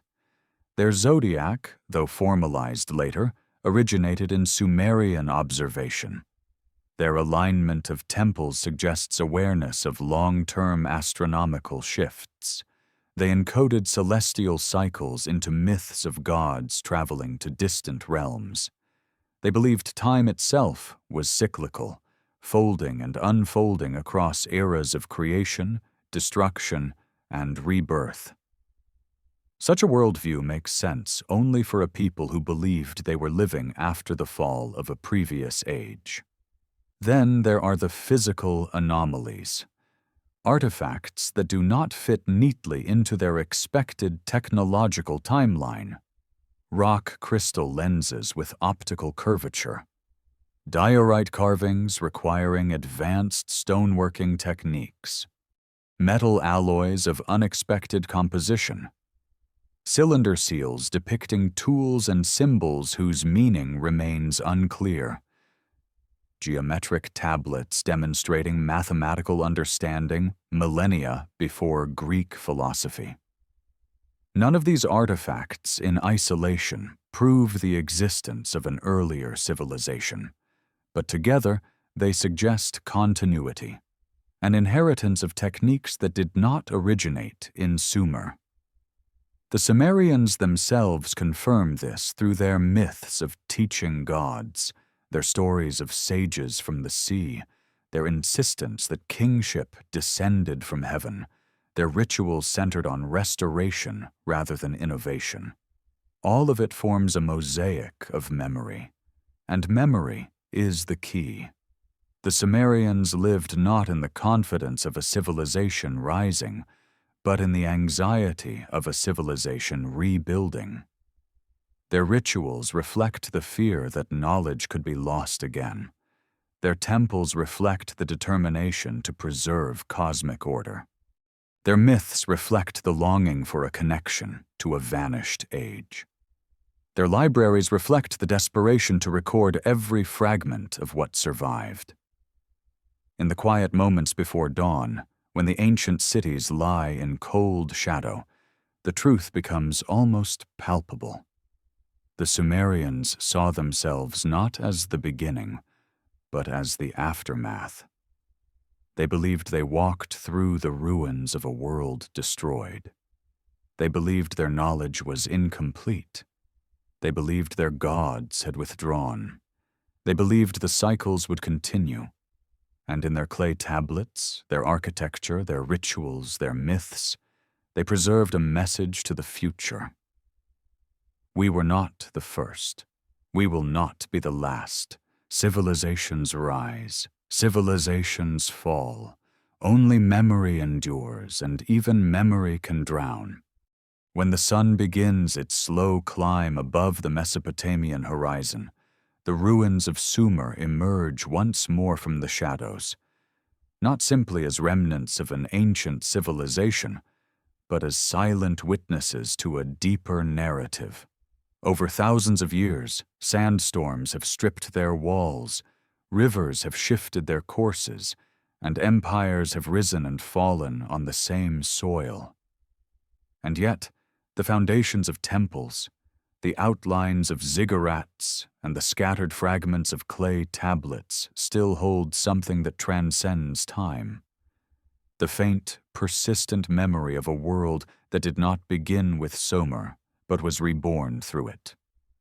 Part 8 enters this liminal space, exploring how the Sumerians' legacy echoed far beyond their own era, how their influence shaped neighboring cultures, how their myths transformed as they traveled across continents, and how the fragments of their forgotten world quietly molded the foundations of later civilizations, often without us realizing it. To understand the reach of Sumer, one must first recognize that their civilization did not vanish when their cities crumbled. Instead, their knowledge scattered like seeds carried on the wind. As kingdoms rose and fell, Akkad, Babylon, Assyria, the core of Sumerian cultural memory survived. Some of it was carefully preserved by scribes who still copied Sumerian texts centuries after the language had died. Some of it merged into myths that would later become global narratives. Some of it resurfaced in architecture, mathematics, religion, and cosmology across the ancient world. Begin with Akkad, the empire that absorbed and reinterpreted Sumerian culture. When Sargon of Akkad unified the region, he inherited a world shaped by Sumerian thought. The Akkadians adopted Sumerian cuneiform and expanded it. They preserved the myths of the Sumerian gods, Enki, Enlil, Ninhursag, Inanna, integrating them into their own pantheon. The Anunnaki became the Anunnaku, their roles shifting, but their origins intact. The stories of the flood, the creation of humanity, the descent into the underworld, and the cosmic order of the gods traveled seamlessly from Sumer into Akkadian scripture. It is in Akkad that the first great transformation of memory occurs. Sumerian myths begin to adopt new shapes, new names, new interpretations, new layers, but the core remains unmistakable. The Epic of Gilgamesh, though written in Akkadian, is rooted in Sumerian stories. The king who defies gods, confronts mortality, and seeks the secret of eternal life. Gilgamesh himself appears in the Sumerian king list as a ruler of Uruk, bridging myth and history, memory and imagination. His quest for immortality leads him to Utnapishtim, the survivor of the flood, a character directly descended from the Sumerian Atrahasis. Through Gilgamesh, the Sumerian flood myth becomes a universal story. A man saved from catastrophe, granted secret knowledge, tasked with preserving life. From Akkad, Sumerian thought filtered into Babylon. Hammurabi's legal code, one of the world's most famous legal texts, was not an invention, but a refinement of older Sumerian and Akkadian laws. In fact, the Code of Ur-Nammu predates Hammurabi's by centuries. Babylonian astronomy, often credited as groundbreaking, built upon Sumerian star charts. The Babylonians formalized the zodiac, but inherited the constellations from their Sumerian ancestors. They calculated eclipses using cycles the Sumerians had already identified. Their temples mirrored the tiered structure of ziggurats. Their rituals preserved Sumerian cosmology. To the Babylonians, the memory of Sumer was sacred, not merely historical, but foundational. From Babylon, these ideas traveled even further. Consider ancient Egypt. While Egypt developed independently in many ways, the parallels between Sumerian and Egyptian cosmology are too striking to ignore. Both civilizations described a primordial sea from which creation emerged. Both depicted divine beings who organized chaos into order. Both preserved myths of a great flood. Both aligned their temples to the stars. Both divided time into cosmic ages. And both believed that kingship descended from the heavens, granting rulers a semi-divine status. Even their symbols resonate with one another. The Sumerian tree of life, flanked by divine beings, recurs in Egypt as the Ished tree. The winged disk appears in both cultures, sometimes as a symbol of divine kingship, sometimes as a representation of celestial power. And though contact between Sumer and Egypt was likely indirect, the transmission of ideas through trade networks, nomadic interactions, or shared ancestral memory is not only possible but probable.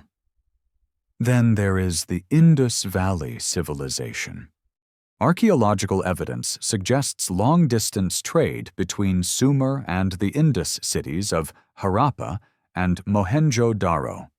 Sumerian tablets mention Meluha, believed to refer to the Indus region.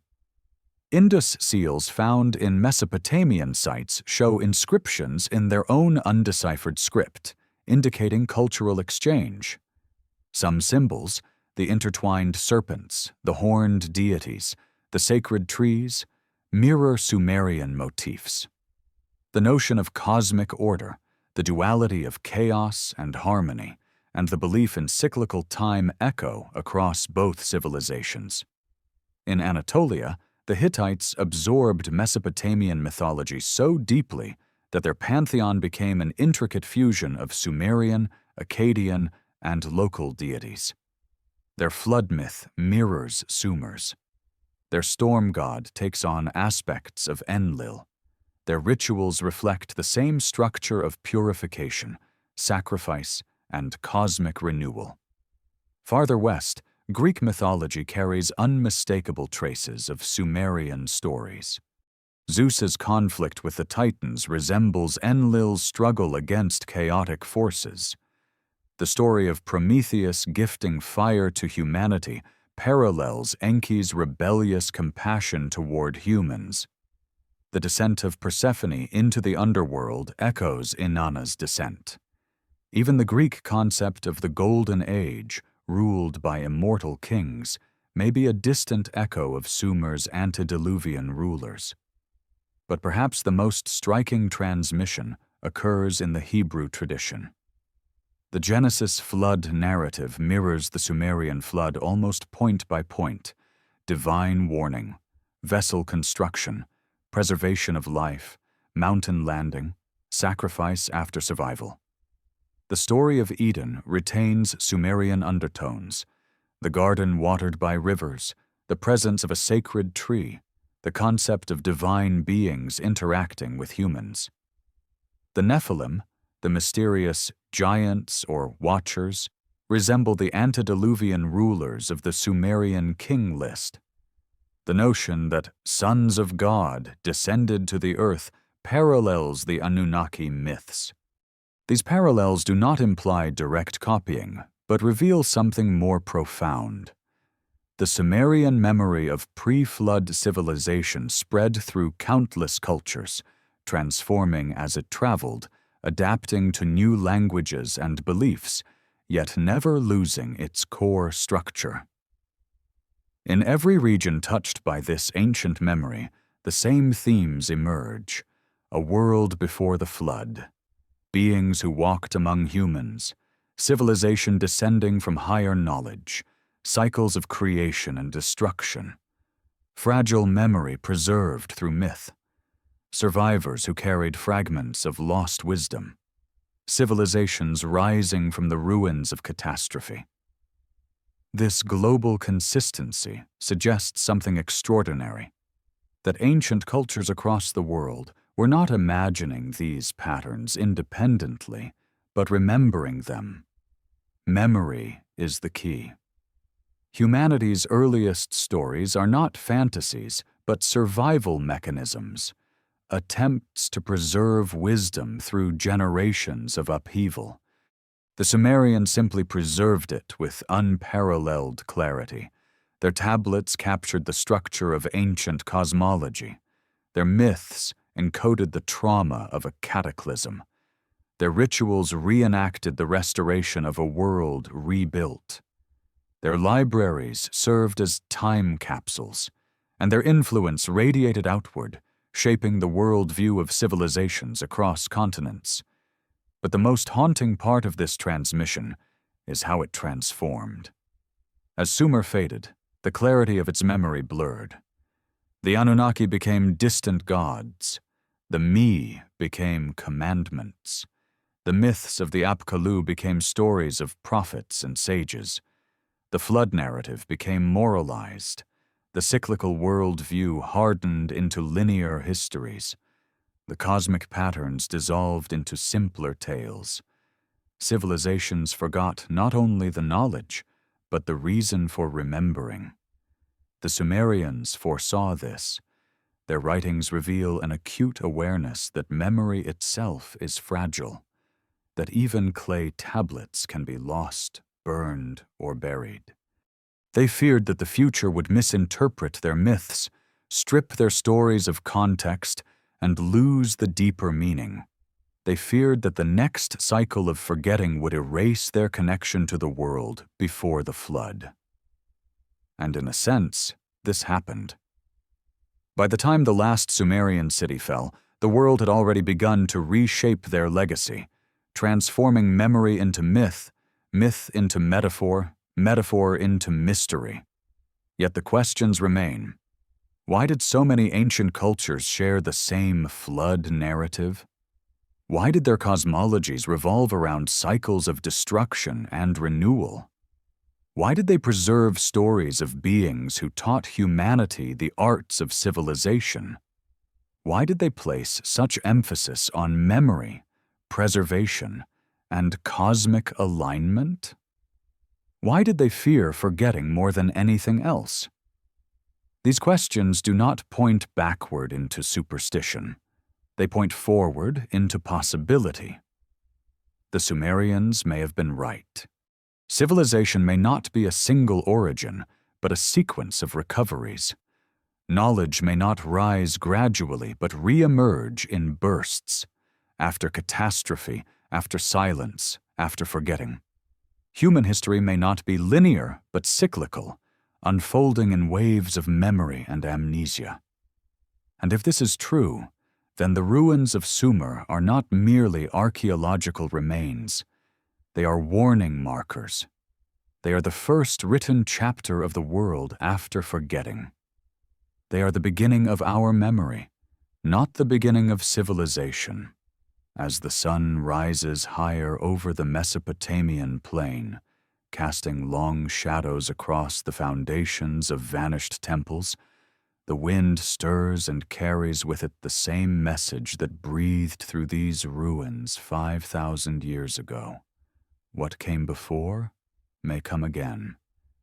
What was lost may rise once more. And the memory of the world doesn't end. It sleeps, waiting for those willing to awaken it. The sun climbs higher over the Mesopotamian plain, dissolving the early morning cool and awakening the heat that once shimmered over the rooftops of Uruk and Eridu. As daylight expands across the ancient landscape, the ruins no longer resemble the quiet echoes of a forgotten age. They become something sharper, something more insistent. The bricks, the tablets, the ziggurat foundations, they do not merely speak of Sumer. They whisper of everything that came after, everything that grew from their memory, everything that the world still struggles to understand. In Part 9, we step into the long shadow cast by Sumer over the millennia that followed, the shadow of influence, of inheritance, of forgotten echoes reappearing in unexpected places. And in this journey, a new truth emerges. The ancient world may have ended, but its memory did not die. It scattered, it transformed, and in many ways, it remains alive within us. To appreciate how deeply Sumer shaped later civilizations, we must recognize something subtle. The world did not return to simplicity after Sumer's decline. Instead, culture, technology, mythology, and cosmic understanding spread outward like ripples from a stone dropped into a pool. Sumer, the first great center of written memory, became the anchor for what future generations believed about gods, kings, creation, and the structure of the cosmos. And yet, as time passed, the clarity of that memory blurred. Myths changed names. Gods changed shapes. Flood narratives took on moralistic tones. Celestial cycles became religious calendars. Architectural blueprints became symbols rather than engineering instructions. The cosmic order became theological doctrine. But through it all, the core structure, the deep architecture of Sumerian thought, remained. Consider the Babylonian priest-scribes who inherited Sumerian astronomy. They did not simply preserve it, they expanded it into a science so precise that Greek astronomers later traveled east to learn from them. But the foundation was Sumerian, the division of the circle into 360 degrees, the tracking of lunar months, the predictions of eclipses, the understanding that the heavens moved in cycles. These ideas traveled across Persia, into Greece, and eventually into the wider Mediterranean. Today, every clock, compass, and calendar still carries Sumer's imprint. Now look to the mythological world. Babylon adopted Sumer's gods, reshaping them but not replacing them. The Greeks, consciously or not, echoed Mesopotamian cosmology in their Titans and Olympians, their celestial order, their underworld journeys. The Hebrews preserved the flood story with modifications, but the structure, the divine warning, the vessel, the saved family, the post-flood sacrifice, remains unmistakably Sumerian. And in Christianity and Islam, echoes persist. Eden with its rivers and sacred garden, the watchers descending from heaven, giants roaming the early world, the idea of a divine council, the notion that knowledge and kingship originate from beyond humanity. It is easy to dismiss these parallels as coincidence, but when the same pattern appears across civilizations separated by geography and language, one must consider a deeper explanation, either a shared ancient memory or a diffusion of ideas so early and widespread that it becomes invisible through time. This becomes even more compelling when we examine the world's megalithic sites. Göbekli Tepe, Jericho, Çatalhöyük, and the submerged ruins along coasts across the world. Many of these structures predate Sumer, yet they share symbolic elements that reappear in Sumerian iconography. The pairing of human figures with animals, the emphasis on cosmic alignment, the motifs of serpents, trees, and portals, all reflect a shared symbolic language. If the flood erased earlier civilizations, it did not erase their symbols. It allowed them to survive in the subconscious of humanity, resurfacing in Sumer, then resuming their journey across continents. The question is not whether Sumer influenced the world, but how much of the world was already carrying fragments of a deeper, older narrative that Sumer merely preserved. We see this clearest in the traditions of the so-called Watchers, beings described not only in Mesopotamia, but in ancient Judaism, early Christianity, Ethiopia, Armenia, and even remote tribal cultures. These beings are consistently described as descending from the sky, teaching humans secret knowledge and disrupting the order of the world. In the Book of Enoch, which preserves one of the earliest and most vivid traditions, the Watchers bring astronomy, metallurgy, medicine, and writing. They are punished for their transgressions, cast down, and their offspring, the giants, are destroyed in the flood. This is not merely parallel to Sumerian myth. It is almost the same story, reframed through a new cultural lens. The Anunnaki, who governed before the flood, who walked openly among humans, who possessed knowledge beyond human reach, become the Watchers. The offspring of gods and humans, the semi-divine kings of the Sumerian king list, become the Nephilim. The cosmic decree of the gods to cleanse the world becomes the judgment in Enoch. Such consistency suggests a shared source, perhaps a real event, perhaps a cultural memory passed through generations, perhaps the trauma of a catastrophe so vast it became myth. And that brings us to the heart of Part 9, the catastrophic memory embedded in human storytelling. When civilizations rise after trauma, they do not simply build cities. They build myths. They preserve what they fear losing. They encode knowledge in symbols so deeply that even when the surface story changes, the underlying structure endures. The Sumerians encoded their knowledge in cuneiform, in ritual, in myth. Their neighbors carried pieces of it in trade routes, royal marriages, and shared religious festivals. As empires rose and fell, Sumer's memory transformed into something new. Take the Hellenistic world. Greek philosophers like Plato wrote about an ancient civilization, Atlantis, that perished in a catastrophic flood. Though fictionalized, the story mirrors the Sumerian antediluvian world, a powerful civilization destroyed by divine judgment, its memory lingering in a distant land. Plato credits the story to Egyptian priests who claimed that humanity had undergone multiple cycles of destruction and rebirth, another echo of Sumerian cosmic cycles. Egyptian civilization, though distinct, shared with Sumer the idea of sacred numbers, divine kingship, cosmic balance, and the concept of a primordial flood. In Egypt, the god Thoth played a role similar to Sumer's Enki, keeper of knowledge, teacher of writing, guardian of cosmic order. Look further east. In India, the Matsya Purana describes a great flood, a sacred fish warning a righteous man, and the preservation of knowledge through disaster. The same motifs appear in Zoroastrianism, in early Chinese flood myths, and in Polynesian stories.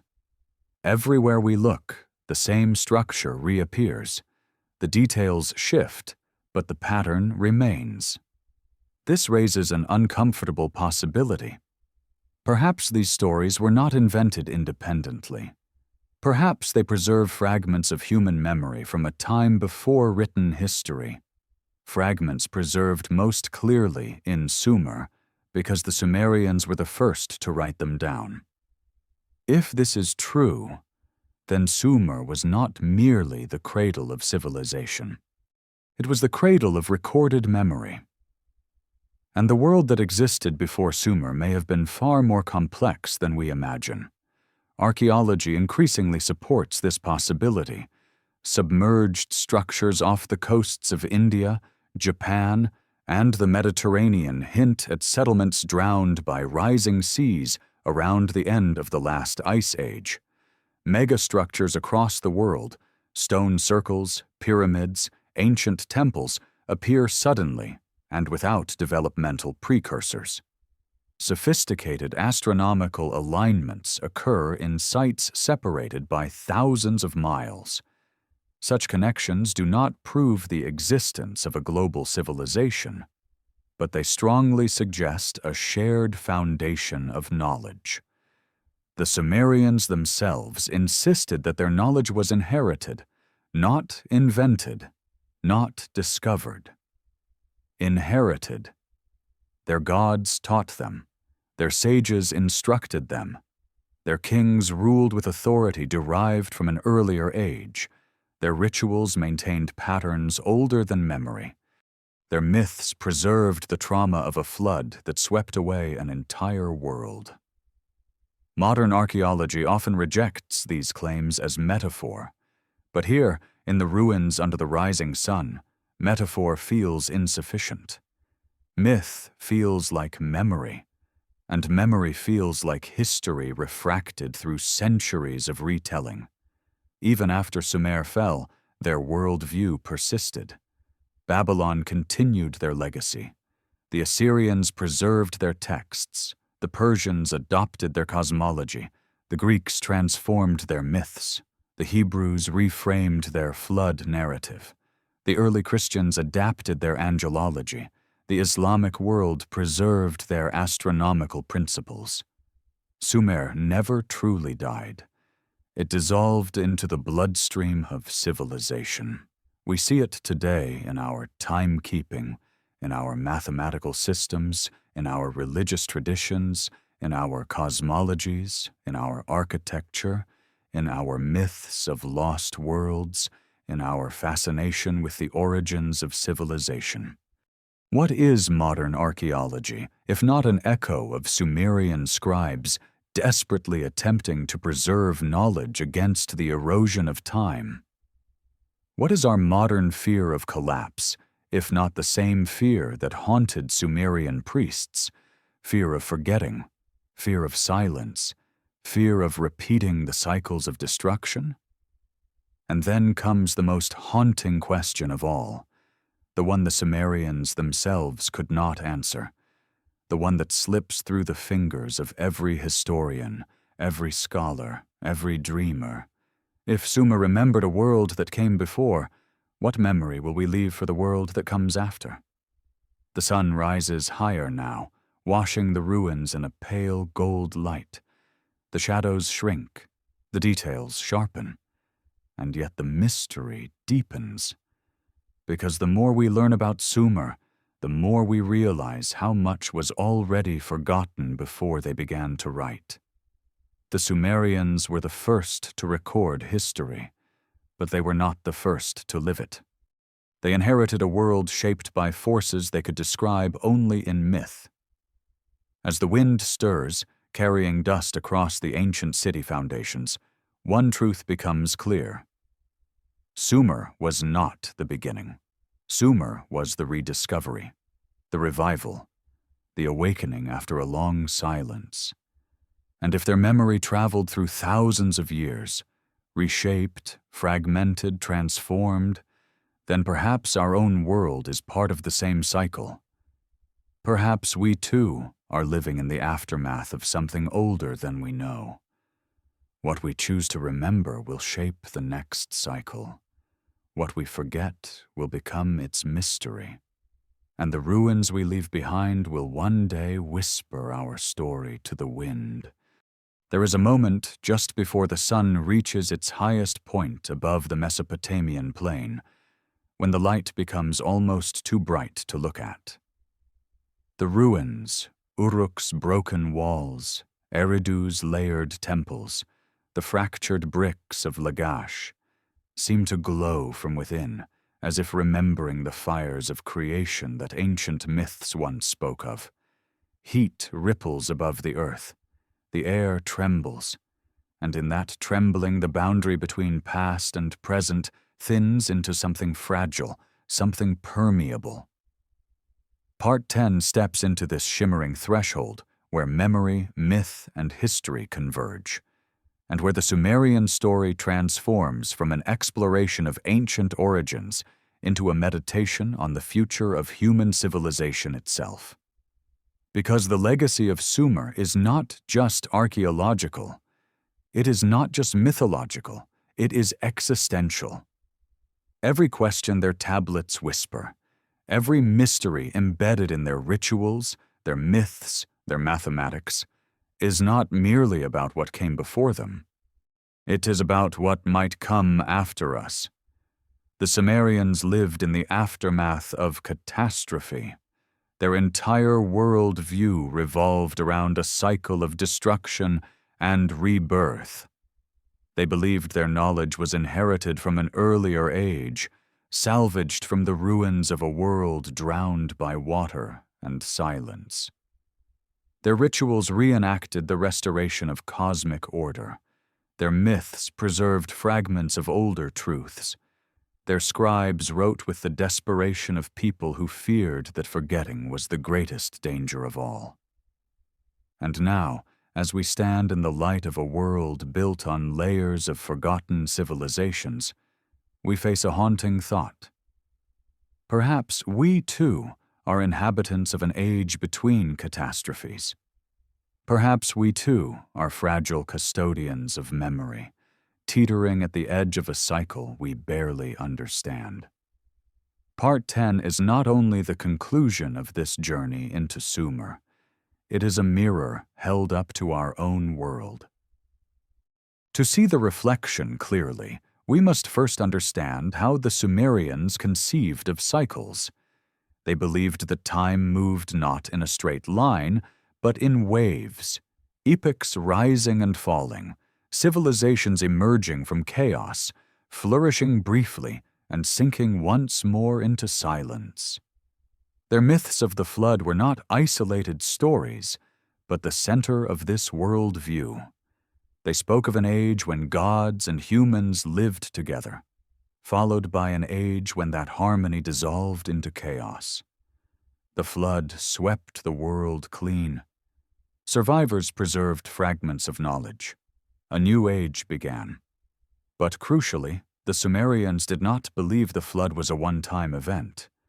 They believed in multiple cycles, worlds rising, worlds falling, memory surviving in fragments. Their priests timed their rituals to the heavens because they believed cosmic forces governed these cycles. Their astronomers studied long-time celestial patterns, precession, planetary cycles, lunar nodes, seeking signs of the next upheaval. If this seems abstract, consider what modern science tells us. The Earth has experienced repeated catastrophic cycles, ice ages, supervolcanoes, asteroid impacts, rapid climate shifts. Civilization rises in moments of stability. It falls in moments of chaos. In this sense, the Sumerians were not wrong. They simply encoded geological truth into mythic form. And in those myths lies a warning. For them, the danger was not catastrophe itself. The danger was amnesia, the loss of accumulated knowledge, the collapse of memory, the disintegration of what connects one age to the next. This fear shaped everything they built. Their ziggurats were not just temples. They were symbols of continuity. Their libraries were not just archives. They were lifeboats. Their myths were not just entertainment. They were vessels of memory. And perhaps the greatest insight the Sumerians left behind is this: civilization is only as durable as its ability to remember. Look again at their achievements: writing, astronomy, law, mathematics, architecture. These were not random innovations. They were deliberate safeguards against forgetting. Writing, especially, was their greatest weapon against time. On fragile clay tablets, they preserved rituals, equations, star charts, medical recipes, myths, and laws. Thousands of these tablets survive today simply because clay, once fired, endures millennia. Sumer's memory survived the collapse of Akkad, Babylon, Assyria, Persia, Greece, and Rome. It endured because their scribes understood a truth modern civilization often ignores. Technology fades, empires fall, but memory preserved in durable form can outlive them all. This brings us to the central revelation of Part 10. Sumer's story is not only about origins, it is about the responsibility every civilization holds towards the future. Consider what the Sumerians preserved for us: the world before the flood, the blueprint of civilization, the structure of time, the memory of a lost age, the fear of forgetting, the hope of renewal. And consider what we, modern humanity, are doing with the memory we have inherited. We live in a world of immense technological sophistication, yet we preserve our knowledge in fragile digital formats that could disappear in an instant. We build cities of metal and glass, but forget the lessons encoded in ancient stone. We race toward progress without understanding the cycles that shaped the world before us. We cling to linear narratives, ignoring the evidence of previous rises and falls. And we treat myths as fantasies rather than vessels of ancestral memory. If the Sumerians were alive today, they would warn us. They would point to the flood layers in their ruins, to the silt that buried Shuruppak, to the destroyed foundations beneath Eridu. They would remind us that their world was not destroyed by ignorance, but by nature's cycles, cycles powerful enough to wipe civilization clean. And they would ask us one question: what memory will you preserve for the next age? Because the truth is this: every civilization assumes it will endure. Every empire believes it is immune to collapse. Every age thinks it is the final age. But the Sumerians, by virtue of living so close to catastrophe, understood something modern societies often forget. Collapse is not an exception. It is a pattern. The Sumerians saw themselves as custodians, not inventors, not conquerors, custodians of memory, safeguarding fragments of a world lost to water and time. Their myths tell us that worlds turn over like pages. Their temples tell us that continuity must be built deliberately. Their tablets tell us that nothing survives unless it is recorded. As we walk through the ruins today, we see evidence of their efforts everywhere. The walls of Ur show signs of flood repair. The foundations of Eridu contain layers of rebuilding. The tablets of Nippur show centuries of recopying. The Epic of Gilgamesh contains echoes of a story thousands of years older than itself. This is what civilizations do when they understand the fragility of time. They build for the next cycle, not just for their own. The Sumerians believed that their gods had withdrawn after the flood, not because they abandoned humanity, but because the cycle had changed. The responsibility shifted from divine beings to humans. Kingship still descended from heaven, but kings were human. Knowledge still came from cosmic sources, but humans preserved it. The heavens still governed the cycles, but humans interpreted their signs. It was an age of stewardship. And today, whether we realize it or not, we live in a similar age. The universe no longer gives us instruction through myth, but it gives us warnings through science, climate change, geological instability, cosmic cycles, technological fragility. The question is not whether danger exists. The question is whether we remember what to do when danger arrives. This is why Sumer matters, not because they were the first, not because they were perfect, not because they solved every mystery, but because they were the first to write down what it means to inherit a world rebuilt from ruins. At the end of the Epic of Gilgamesh, the hero returns to Uruk after failing to claim immortality. He stands on the walls of the city he rules, a city rebuilt after catastrophe. His journey has taught him that the only immortality possible is the immortality of memory. The walls of Uruk become the symbol of that memory.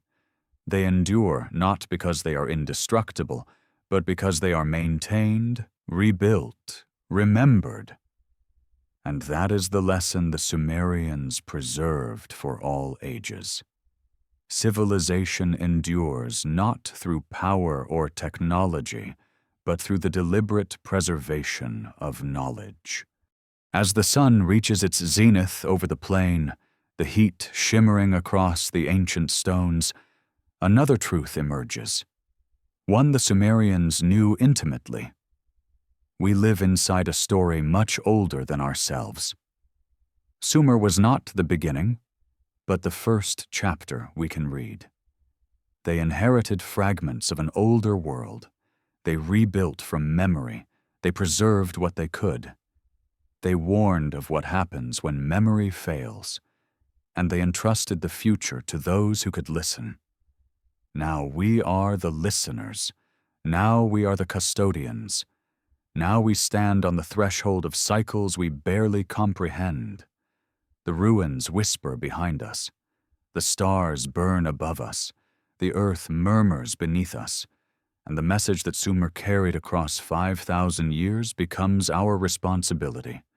Remember, preserve, prepare, because the next age will ask who we were, and the only answer will be the memory we leave behind.